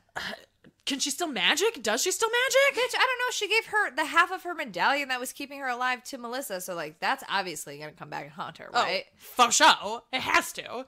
She's going to find her mom and be like, hey, look what I got. Your dumb dead daughter is alive now. I want to know what Katrina is like alive. Yeah, I'm very interested in it. The first match was Jake Strong versus Big Bad Steve with Brenda, who almost fell down the stairs. Brenda. But she did recover. And honestly, if anybody's almost going to fall down those stairs, it has to be Brenda. It works for Brenda. Absolutely. Damn, Brenda. Did you see that moment where Jack Swagger definitely tried to do the We the People thing in the middle of the ring and they cut around it? Why? Like, you reappropriated it to the, like, savage chest beat. Mm-hmm. Why would you try and use the phrase, bro? Yeah. Is it so ingrained in his dumb brain? Oh, it's gotta be. It has to be instinct. The temple you do is it behind 300 you. days a year, like, the temple is behind you. Don't do the WWE thing. Whatever. I do like that he is savage and that, like, when he does the ankle lock, he does break the ankle. Like, that is good. And it, like, fits into this world of lucha. It's like, right, for sure. That you're not actually gonna break someone's ankle inside of a WWE ring, but inside of a lucha ring, like, their ankle is broken. Because I like in that. WWE, they'd be like, you're suspended, get out of here. Right, They would do a exactly. whole segment, whereas in this one, they're like, you broke his ankle? Dope! I love the segment in Antonio's office with King Cuerno. I loved love that. Antonio. I think it's bizarre, and I feel like we're gonna get, like, that eventually we're gonna find out that he's actually Dari.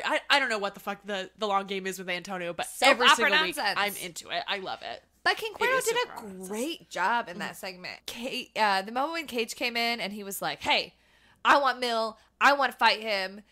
And Antonio was like, I get it. You're an angry man. And Cuerno was like, hey, I'm the man. He's a machine. So good. And then they had that moment and Cage was like, I am a machine. That was awesome. Also, the fact that, like, Cuerno and Cage both had the gauntlet at one time and Antonio was looking for the gauntlet. Who has this fucking gauntlet? Was it actually stolen or did King Cuerno give it to somebody? Is he a good guy? Is he a bad guy? What is happening? I don't know. He seems like a good guy. I think that he gave it to someone who gave it to someone else on purpose so he wouldn't know where it is. Yeah. I think, like, And he's just telling he can get it Antonio. back. Like, he's not lying when he says, I don't know where it is, Yeah. because he doesn't know where it is, but I think he has the possibility to get it back if he wants it. This was just like, I don't know a lot about Cage, but I assume he probably didn't do, like, a ton of, like, actual acting before. And I bet King Cuerno, like, outside of the wrestling world, it doesn't seem like these people have really done a ton of acting. Like, Melissa obviously has. She came from that. Brenda has. She, like, came from that. Antonio has, obviously. Right. That's literally his deal. Katrina has. Yeah. But for a lot of these wrestlers, they're, like, with these acting segments, just not promos, like, they're doing a really good job.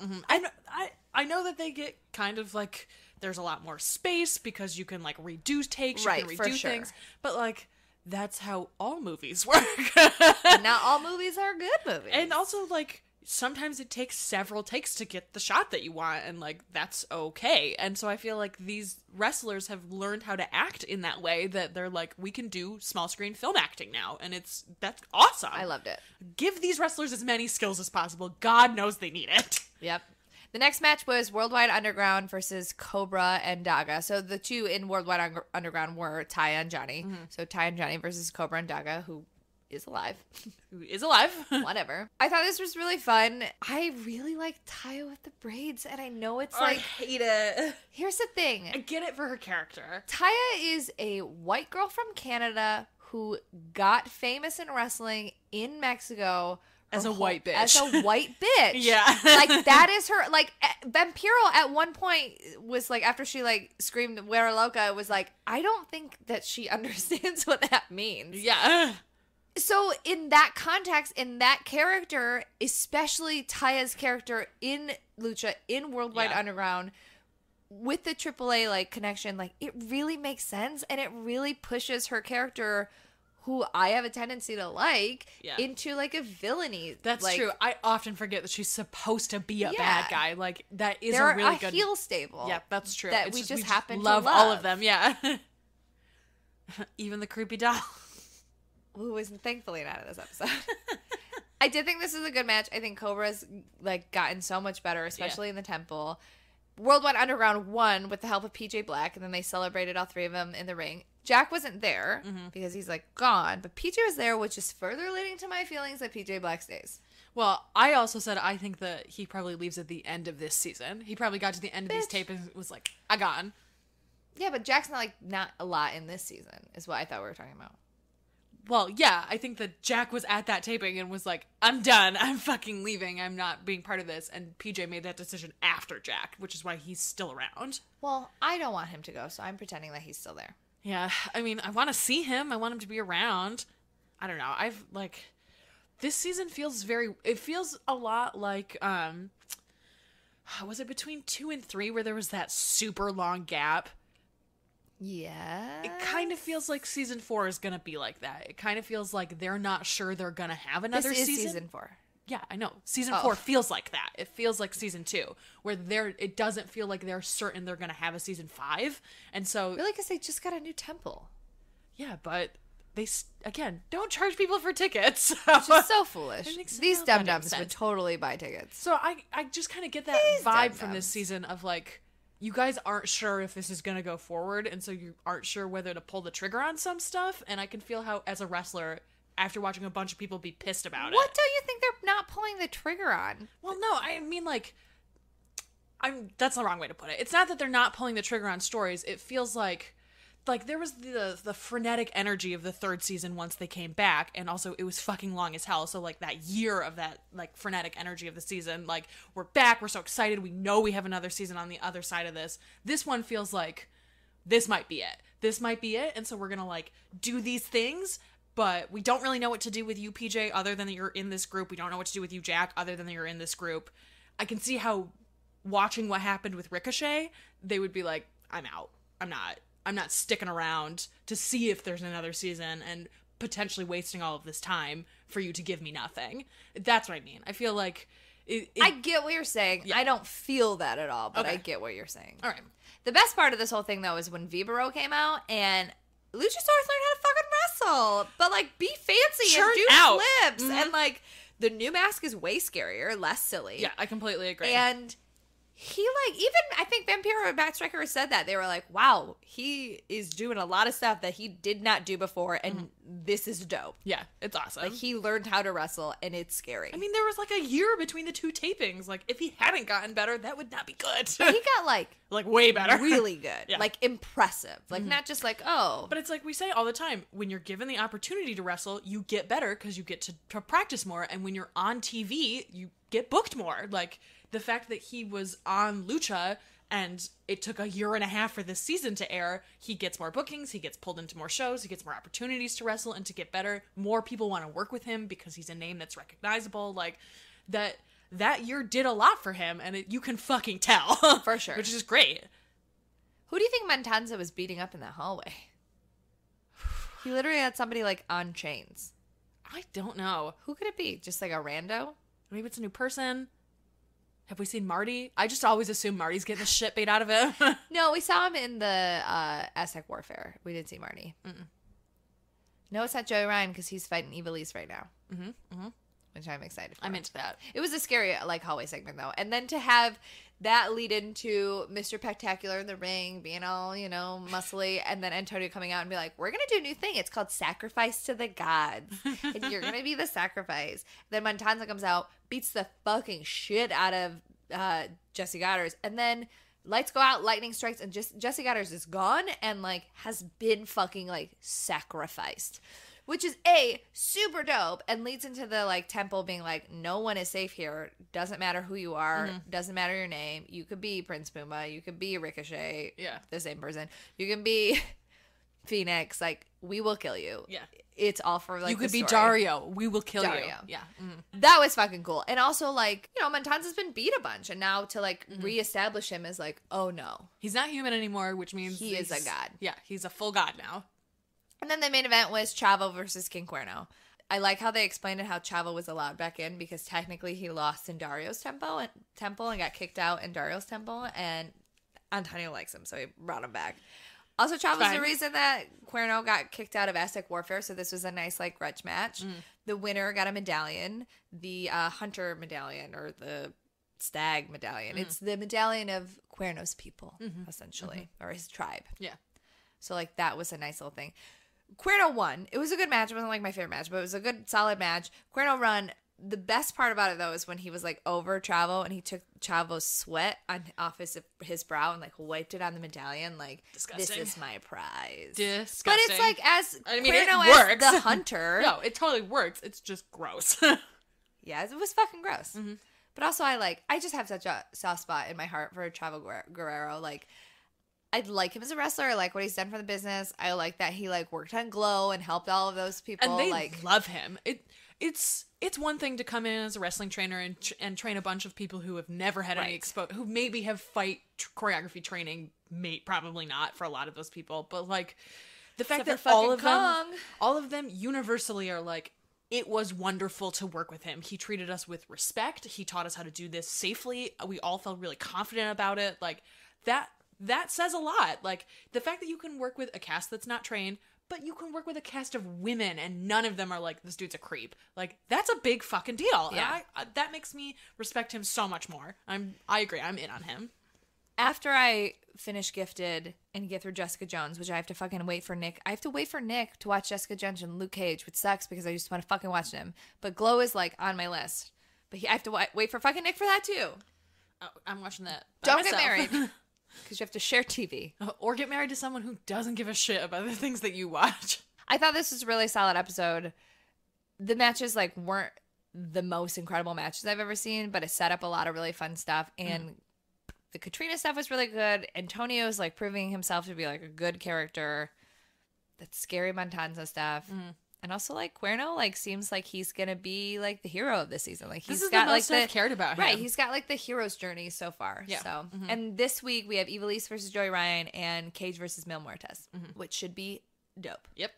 Because they're two monsters. Yeah. All right, it's time to talk about Extreme Rules. All right.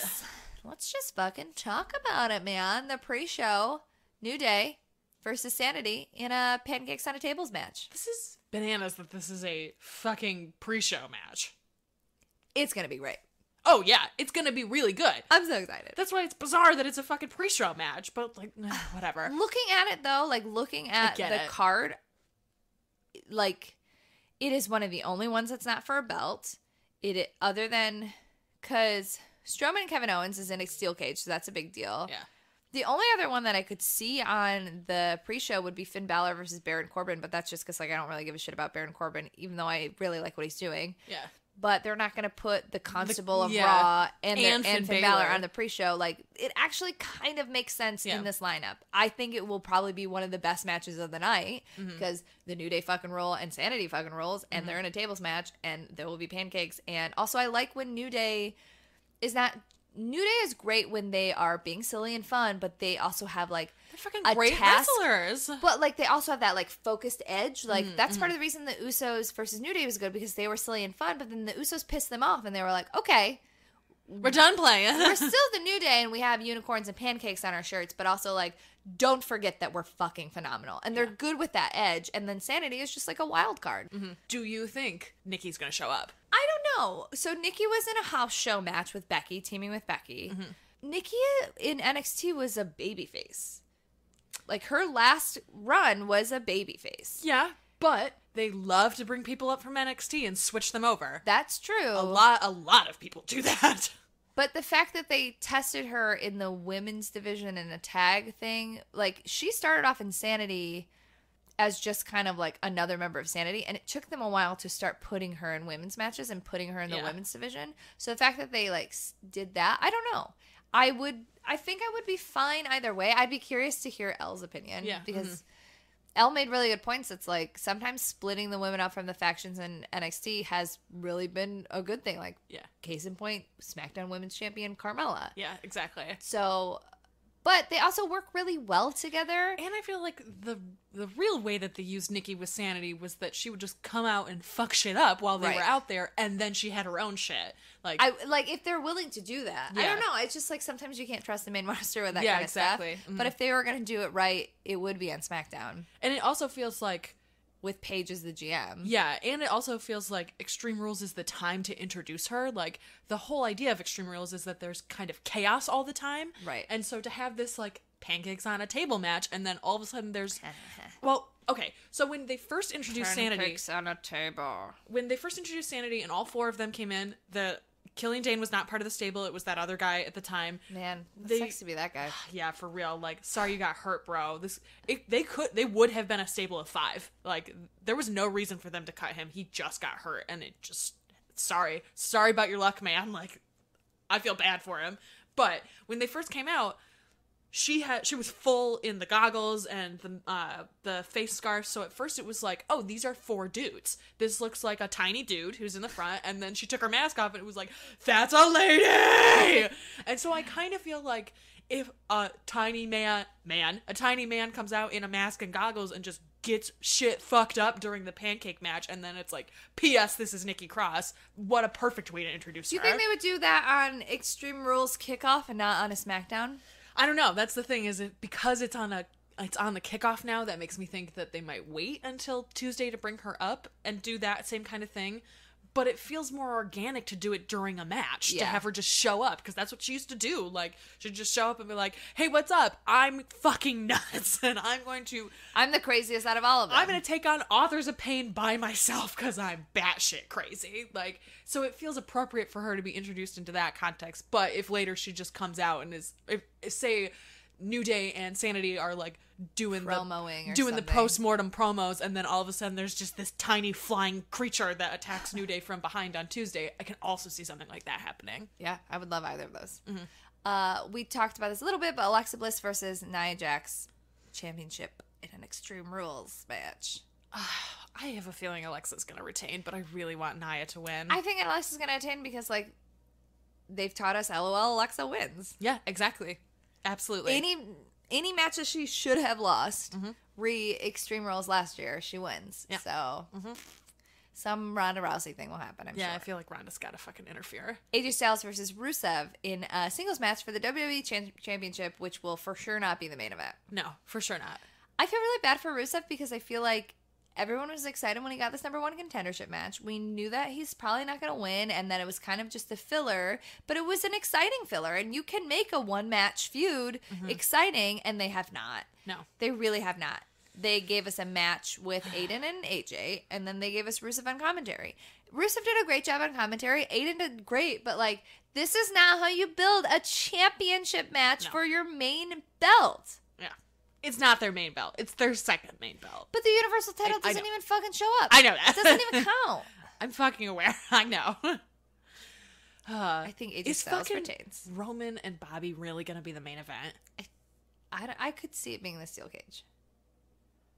Yeah, that's true. I could see it being the steel cage. But I could also see Roman versus Bobby. I would be okay with a steel cage being the main event. That makes sense, at least. And, like, Kevin and Braun have worked their asses off. But they might also just throw the steel cage in the middle of the show. Yeah, and that also would be fine. Like, it's not for a belt, it's a grudge match, but it's 2 guys that they really like and really like to push, who put on good matches and have consistently been doing a very good job. So I can see why they would put it in the middle, like, we just got to make sure that we have this good match right here. But I mean, I'm operating under the assumption that the main event is the final match is going to be Roman and Bobby. But yeah, that's a really safe assumption. But, like, how the fuck is this boring ass bland cracker match gonna follow everything else? Like, it's the not. lowest People are gonna stakes. Go to bed. Yeah, it's the lowest stakes match. It's literally there's nothing an excuse exciting for about it. It's literally an excuse for people to turn off a 4-hour pay-per-view. Yeah, that's what it feels like. It's really stupid booking. It is really stupid booking. Because people would stay awake for AJ and Rusev, and people would stay awake for Braun and Kevin. Fuck, people would stay awake for Finn and Baron. Yeah, because people love Finn Balor. And people are all in on Constable Corbin. People really like that, but I mean, last time Roman Reigns main evented, I fell asleep and I didn't go back and watch it. Mm-hmm. Yeah. Not good. And I run a fucking weekly podcast. Anyways, AJ Styles is defo gonna win. Yeah.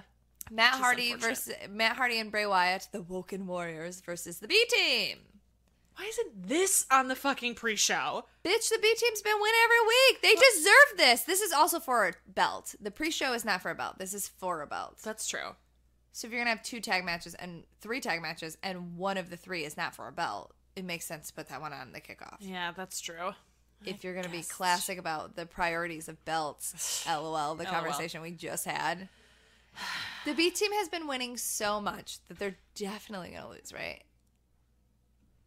Yeah, they gotta. Because they won again. Although because Bray fucked up. Well, they've also, like, Bray's got his own shit going on. I don't know if they're like, let's just take the belt off of him. Yeah, but then what do you do with Matt? Do they care? That's true. I don't really give a fuck about Bray or Matt.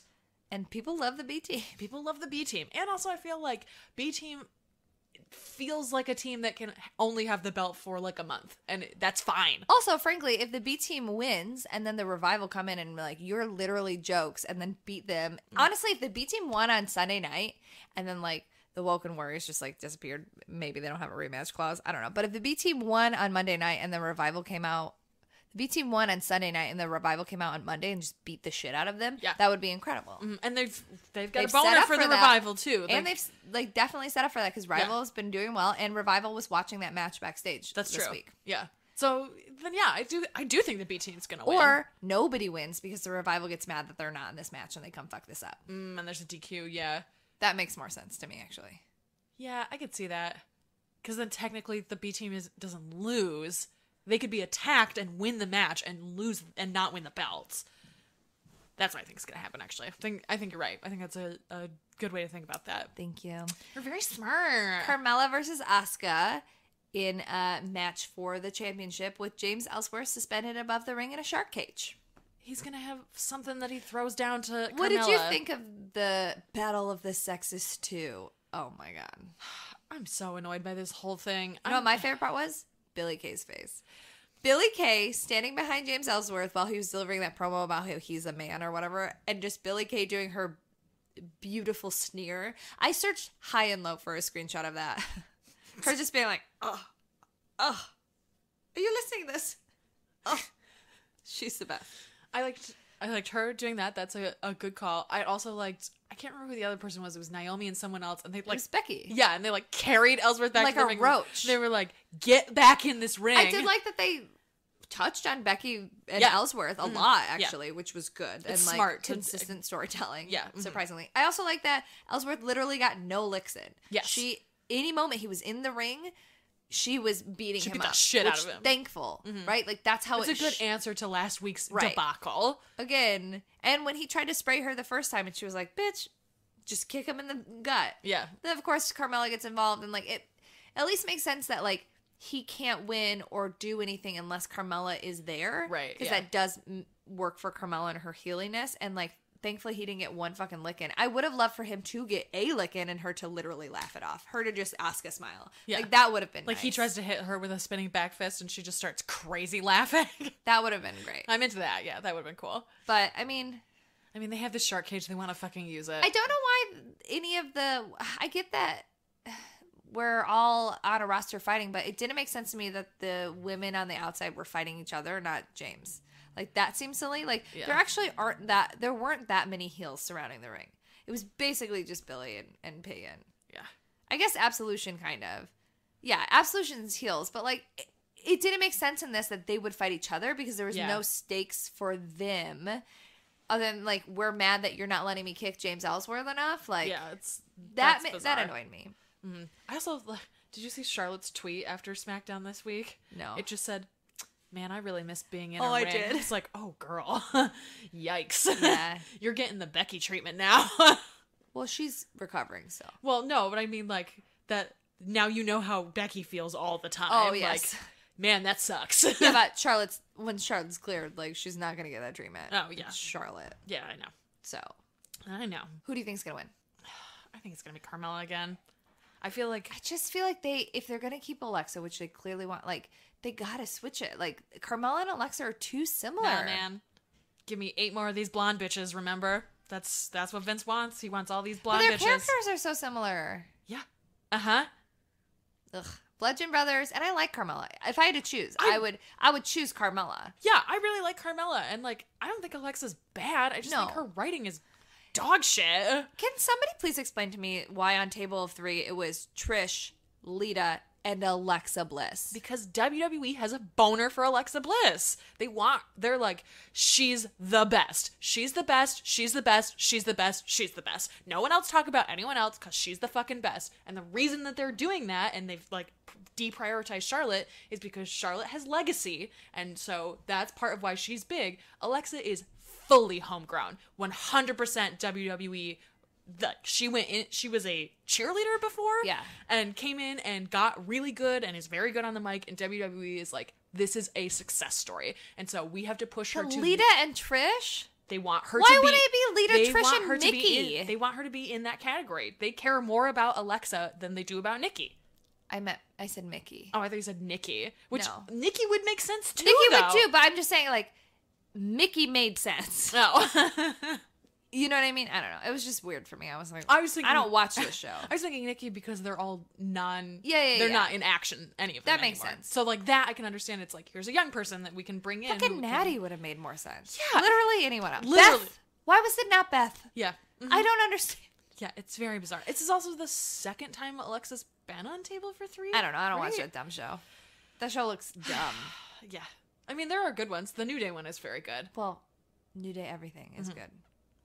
I would watch a Table for 2 that's just Peyton and Billy. The one of the tag teams of Matt and Jeff and Edge and Christian is also very good. Table for 4, whatever. Team Christian. Yeah, I mean, team all of those guys. Let's No, be for real. sure. But like, I feel like people are always like Edge, Edge, Edge. But like, Kristen's the funnier one. Yeah, for sure. And definitely the better looking one. Yes, agreed. 100%. We're gonna get hate mail for this. I don't give a fuck. Christian's better looking. Don't at me. I got so much. I look like Edge and I say that Christian is better looking. Okay, I know how this works. I made a tweet last night on the Cage Side thing that said Kane greater than Undertaker fight me, and I expected a lot more people to be angry. And obviously there were, but so many people were like, yeah, you're right. And I was like, I'm so flabbergasted. I mean, I am, but I'm so flabbergasted that so many of you are agreeing with me. Yeah. Kane forever. Anyways. The Bludgeon Brothers versus Team Hell No. I think Team Hell No's gonna win.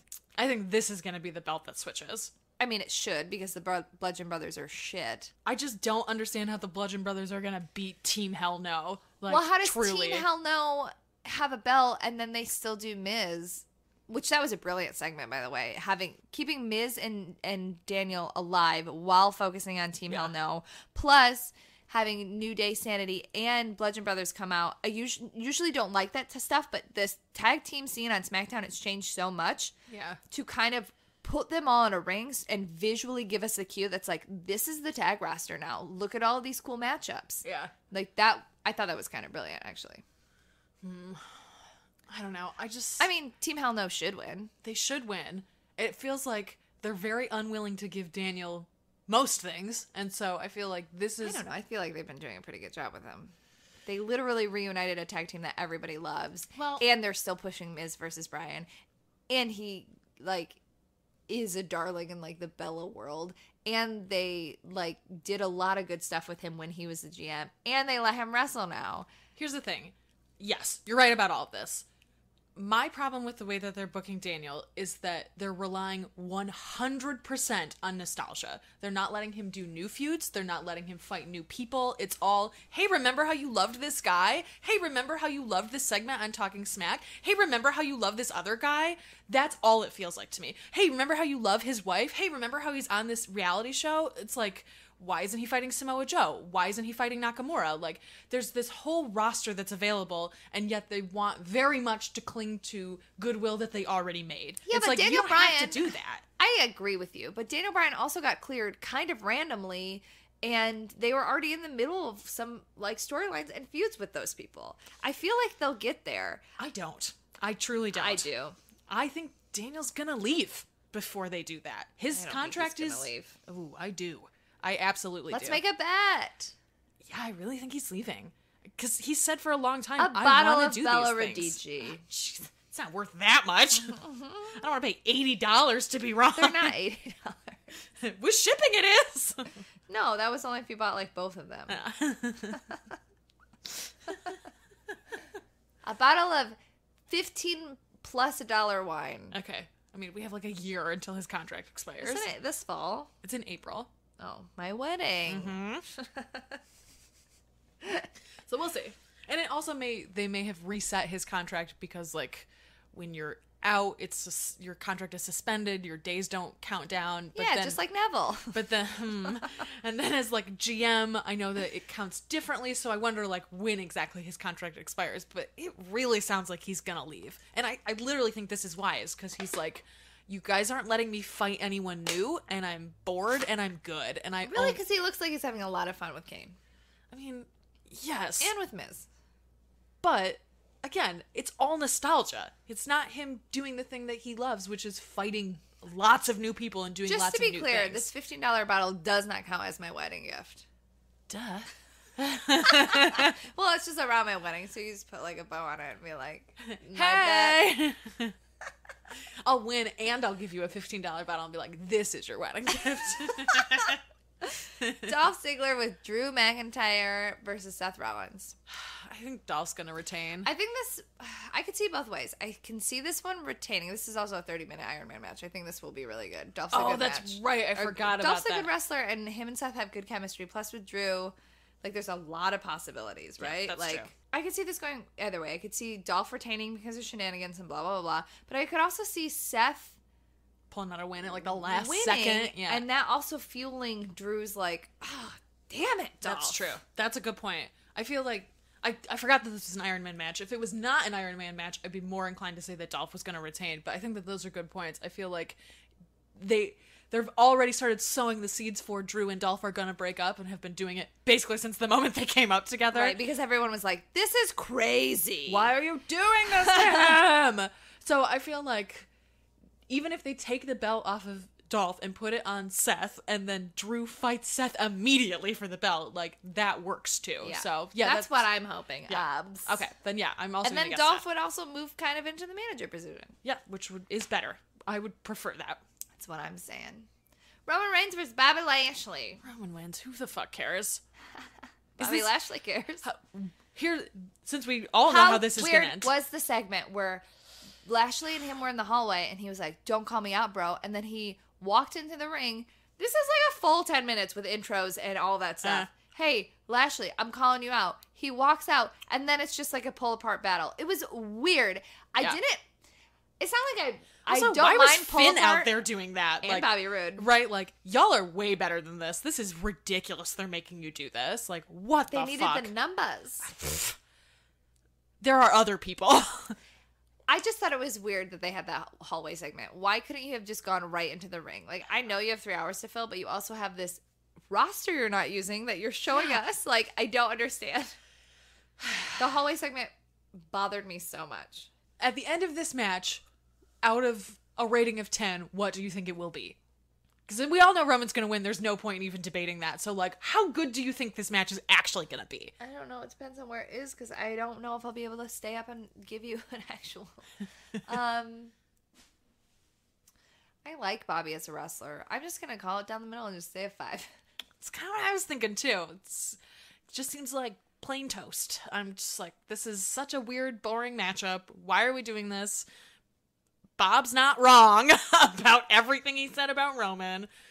It's just like, why are we fucking doing this? Like, I understand that it's because Brock isn't around, but like, how can you look at these situations and be like, we're doing this right.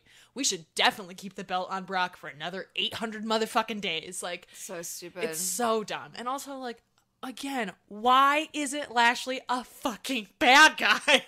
It makes no sense. Like, he's a vet. even the, like, the way that he's doing this as, like, oh, I'm mad, I'm gonna beat you up. Like, just make him mean. Like, it works so well. It's such a smart way to have a character He's like a him. good bet. Well, honestly, this week and the week before, Lashley is kind of going more into the territory of what he was doing Yeah. and Impact, and being just more like, I'm better than you, stop. But it's still like not fully there because they don't want him to go fully there. But it is definitely more in line with what he's doing. And I thought this week, the talking from both of them after the pull apart segment was better and was serving. I think this week served their match the most. Yeah. But And it's weird, too, after, like, last week where we got 5 fucking segments with Roman, like, That served the revival. Well, that, like, kept me interested because there were other people involved and there was other things going on with this. And then you get to this of just the two of them and it's like, truly, what are we doing here? Why are we even having this farce? Like, let's just move on. Jeff Hardy versus Shinsuke Nakamura in a singles match for the WWE United States Championship. Who's fighting? Shinsuke and Jeff. Shinsuke and Jeff. Shinsuke and Jeff. I know I should. And Shinsuke. I know I should care about this. Do you know that? But I don't. Like, why did Shinsuke and AJ fight again? I don't know. I know this is going to be a good match, and, like, it does feel like Shinsuke's going to win, and I hope that he does win, because then at least he and AJ can be separated for a fucking hot second. I don't know. They've really sucked all of my enthusiasm out of giving a fuck about Nakamura, which, how? I don't know how they did that, but they really, truly did. Like, how do you take a AJ Nakamura series and make me not give a fuck about either of them at the end of it? This is the belt that's got to switch. That's true. I literally forgot that this was happening. Well, it's also like, I feel like you can't get that mad at them because Shinsuke was out for a couple pivotal weeks when they were to build this story because of the dog bite. So, right, like, that's true. That's true. I did think it was weird that they came back and put him in a match with AJ when, like, we wrapped that up kind of, and didn't need to do that. You're not serving Rusev and you're not serving Jeff. Yeah, they came in and then you have this tag thing, but it was just shoehorned in at that moment. Yeah, did not go. But I can't be that mad again because, like, they really lost some pivotal storytelling time. I can be mad about the Rusev thing. I'm not going to be mad about this. But this one is for sure the one that changes, right? It has to be. Yeah, that's true. Oh my God, it has to be. Yeah. Can you imagine an open challenge with Shinsuke Nakamura? That would be so much more exciting. And I like Jeff Hardy a lot. Yeah. And I like what he's doing with his, like, creepy face mask and whatever, face paint and his eyeballs. Like, but I want to watch Shinsuke wrestle more people. I want to watch Shinsuke in an open fucking challenge. Yeah. Mm-hmm. Like, think about that match he had with Ty Dillinger. That was great. Yeah. More of that, please. I have this terrible feeling that both he and Asuka are gonna lose, and it's like, oh hey, remember in January when we gave a fuck about Asian people? LOL, don't do that anymore. Like, it really feels like they. Well, Hideo lost his chance at the Cruiserweight Championship too. Yeah, like, it truly feels like they were like, hey, we're doing all this advertising in Asian countries, and so, like, maybe we should push these Asian people. Oh, we're not doing that anymore. Deuces! Fuck you guys!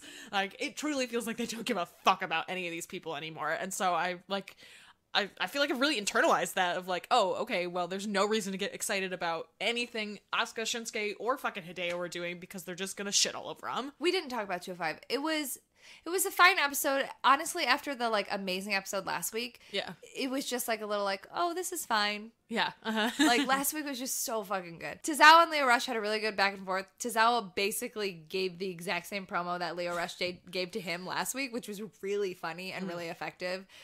Leo Rush got to wrestle Jobber, but also did a really good job. Like, Nick was watching with me. He was like, holy shit. And I was like, yeah, I told you. He's like very a fucking good, prodigy. yeah. Like, he's actually very good. Like, that's part of the reason his shitty character works is because he's like, yeah, I'm 23 and I'm better than you. Yeah. Not shitty character, but his, like, shitty heel character. Like, yeah, right. Meh, I'm better than you. I'm 23.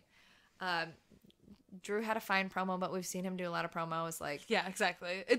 There was, like, a Buddy Murphy run-in in a fight with Tony Nese and the Lucha House Bros. Like, that all felt kind of like filler, and the main event was good. Like, Cedric and Hideo had a good match, but honestly, like, Buddy and Mustafa Ali had a next level incredible match last week, and it just, like, I feel like I kind of need a breather right now. Like, I feel bad that this good match between Hideo and Cedric, like, was the week after that because, like, I'm still thinking about that match. Yeah. Mm-hmm. I feel like this episode of 205 Live, I felt like I did about NXT, where it's like, it's not bad. I'm enjoying what I'm watching. It just, like, nothing really moved me this week in the way that, like, the 205 Live last week did. Right.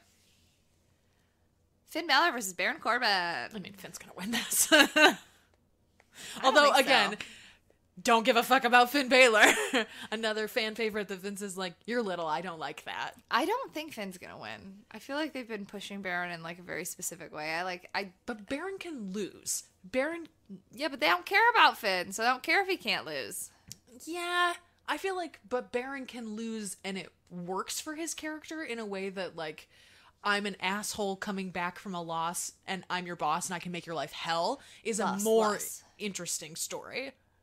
Yeah, I still think Baron Corbin's going to win. Speaking of bosses, they got a new therapist.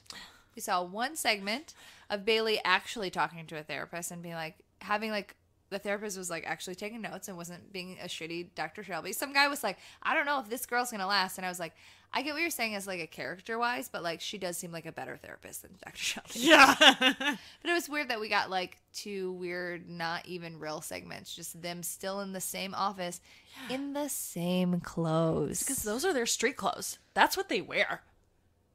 Duh. In the same clothes. Yeah. Uh-huh. Y'all can't put a different t-shirt on them? No. That's not how that works. This is wrestling. You have ring gear Also, and you why have would the streetwear. therapist be in Dr. Shelby's office? I mean, it's possible that it's a co-op space. Yeah, but in a co-op space, they don't allow you to put a poster of Team Hell No up. I mean, they might. I've been to a therapist's office where it's like a shared office space. And they all have personal photos in there? I mean, they have like their own art in there. I don't know, bro. Who knows? I just feel like we really Again, phoned it in. I don't care about Dr. Shelby. I was not around for this stuff. It means nothing to me. I just like, man, they pulled the trigger on it, but they didn't. But they didn't. No. Mm-hmm. It was so stupid. Yep. Braun Strowman versus Kevin Owens in a cage. Kevin Owens is gonna die. Dare Kurt Angle. Kevin Owens offered Kurt Angle food from his own plate. How generous of him. And Kurt Angle responds by locking him in a cage with a monster.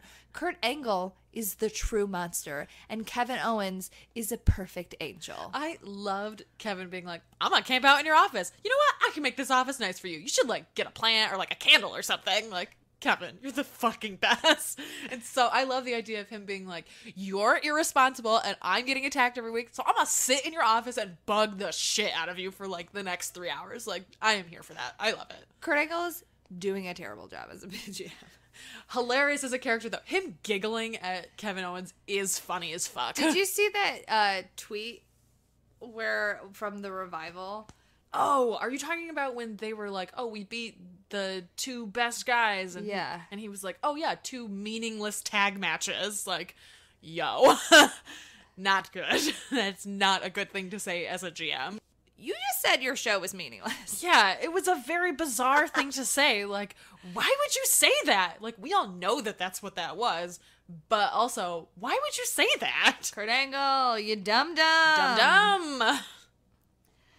I feel like part of me is annoyed that he's like bad at it, but part of me it's like it's interesting because it works because him being kind of incompetent leads to storylines like with Kevin and stuff, but part of it is also like a little annoying. Yeah. Right? It's bizarre. It feels like the stress of Stephanie having someone breathe down his neck is getting to him, and he's legit fucking his job up. That's like the only in-character reason I could possibly think that he's being so bad at this. I guess it has to be in character, right? Because like Kurt Angle the man is not doing this, but sometimes it feels like Kurt Angle the man is not doing a good job. Yeah. But also in character, Stephanie is fucking his shit up with like Yeah. Constable Corbin and like Deputy Kevin, Yeah. which should be Deputy Kevin. Oh my god, absolutely should be Deputy Kevin. Come on. He offered him food off his own plate. Kurt, you monster. Braun Strowman is gonna win. Oh, for sure. 100%. Poor Kevin. Poor Kevin. I know a lot of people are upset because they think like Kevin's not being used well and like I think he's Kevin's getting being used squashed great. and like Kevin is being used wonderfully because Kevin is good at this role. He's on TV a bunch. He's still wrestling. He's being utilized to push Braun Strowman. It's not making his character any weaker. No, not at all. He's already such a perfect heel that like this totally fits inside of his character. And honestly, like losing to Braun Strowman is not the same as like losing to Jeff Baron Hardy Corbin. every week or Baron Corbin every week or Yeah. somebody else that he could feasibly Yeah. beat on his own. Like Yeah. the whole point of having a monster is that he's hard to beat. Yeah. It's not like he's getting bodied by Mojo Rawley every And week. also, he's gonna look fucking incredible, like, taking it to Braun Strowman. Like, that's a big deal and is gonna make him look very good. because he has nowhere to go and he has to fight because he's in a fucking cage. Yeah. How fast do you think Braun Strowman breaks the cage open? Like immediately? No, I don't think immediately. Okay. I feel like that's inevitably what's going to happen. Yeah. No, I don't think immediately. I think I think they'll give this match time. Now, is this a cage match where there's a roof? No, that's a Hell in a Cell. Okay. This is just a regular old steel cage. So what we're going to really see is Kevin try to scramble out of these Yes. walls for like 30 minutes. Yes. Okay. All right. Which will be delightful. Yes, I'm totally delighted by that. That also feels like if you can win by escaping, like, that's for sure what Kevin's going to do. And so maybe in that sense, like, they get to the top of the cage and Braun, like, tosses him off the cage and Kevin wins that way. I can totally see something like that happen. If it comes down to a pin, Braun wins. If it comes down to escape from the cage, I think Kevin wins. That's a good point. I didn't think about that. But I, like, just now was like, oh yeah, there's not a roof and you can win by leaving. Yeah, there's not a roof. Hell in a Cell is in September. What? Yeah. Fucking why? I don't know. What's in October? Ugh. That is so dumb. So outrageously dumb. What Yeah. a weird decision. I'm pretty sure I read somewhere that Hell in a Cell is in September. Ugh, that's dumb as fuck. I don't like that at all. Final thoughts about wrestling. I mean, it wasn't bad. There's not, like, there is a lot of good stuff happening. It's just, again, fatigue. There's a lot. Yeah, and there wasn't anything that was like, other than we had a really good time in Rise, but like, even within the shows where I like some of the stuff that's happening, there's a lot of filler right now, it feels like. Yeah. We're in this weird, like, dead time. Hopefully after Extreme Rules, in the build up to SummerSlam, it'll get a little bit more exciting. Yeah. Because that's a build up to SummerSlam and to take over Brooklyn. Yeah, true. And Slammiversary is a couple weeks away, so hopefully... I mean, the problem with Impact is that it's not exciting. It's just there are a lot of people that I personally don't like as people, which is hard for me to watch them wrestle. Like, the storyline and how they're executing it with LAX is pretty compelling. Yeah. I just hate all of those people, and I don't like the caricatures of, like, machismo Mexican men. But that being said, all the people in that storyline and the writing is effective. Right, yeah. So that's the problem with Impact. It's not that Impact is bad right now. It's just that there are a lot of people that I'm not personally invested in. Right. Mm-hmm. So, you know. But I am super excited for Tommy Dreamer versus Eddie Edwards and super excited for Madison versus Sue because I think there will be a run-in. And also, like, I hope that they maybe do Tessa versus Allie. Yeah. Mm-hmm. Maybe, like a pre-show thing. I don't know if they have pre-shows. I might buy this one. I don't know. I want to support. Yeah. Mostly just to support Tessa. Team Tessa. Congratulations on your long-term contract. I will buy this for Tessa. And I'll just at them and be like, I did this for Tessa. I just wanted to know this. Give her my $30. All right. You can find us on the internet. I'm at Stella_Cheeks. I'm at Erngency. You can find us at Not Your Demo Pod on Twitter. You can also follow Cage Side Seats on Twitter. You can send us an email at notyourdemo@gmail.com. And you can support us on Patreon at patreon.com/notyourdemopod. We've got all kinds of good shit up. Yeah, we're recording WrestleMania 6 soon. Oh. You should rate, review, and subscribe. 5 stars. We haven't gotten new ratings in a minute. 5 stars. So give us a rating. Let us know what you think. It's way faster than an email, to be honest. It just also doesn't post for a while. So if you put it in, you're like, why don't they read it? It like posts like a month after you do it. So yeah. Do it now. Set us up for SummerSlam. Set us up for joy in the summer. Yes. That's it. That's it, gang. Buy our shirts. Oh, yeah, we have shirts. You should buy those from What a Maneuver. Oh, wait. Who's your appreciate? Oh, yeah. That's a thing we do now. Oh, yeah. My appreciate. Mine's Drew, obviously. Obviously, it's He's Drew. hot. He's meaty. He was in the main event. He's my boo. He did a great job. He doesn't fuck sheep. If he does, I might go buy a sheep costume. Oh no. Throwing that in there at the end. Jesus Been Christ. holding on to that joke. Oh my God. Congratulations everyone that made it to that joke.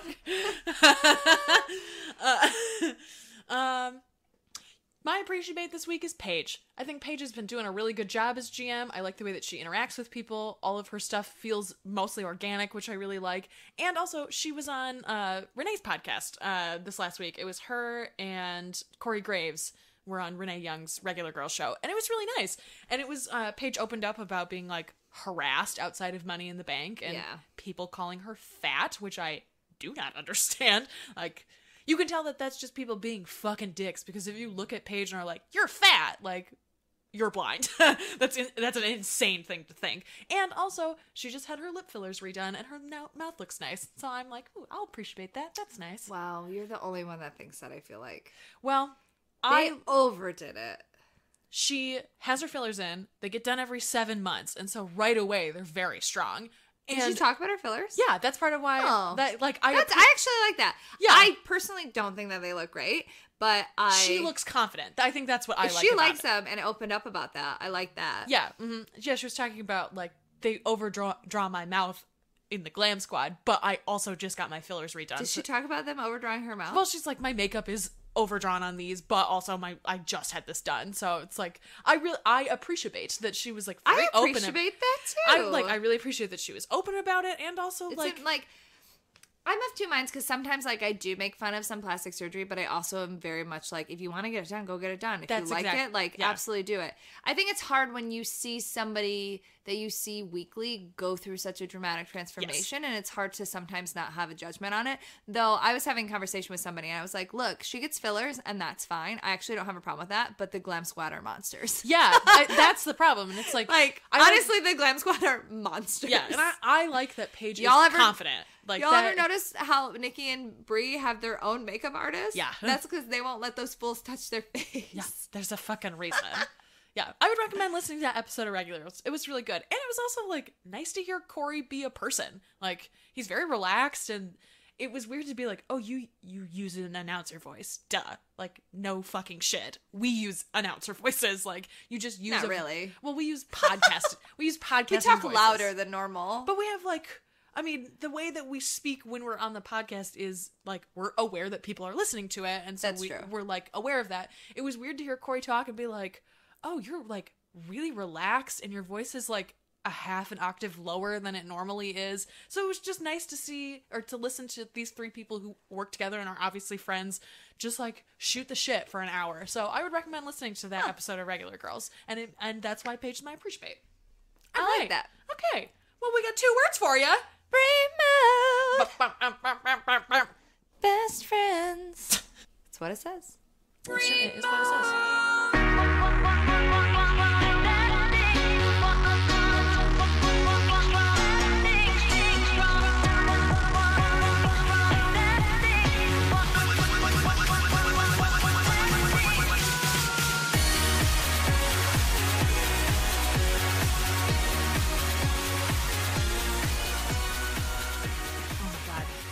Shibata. No. God damn it.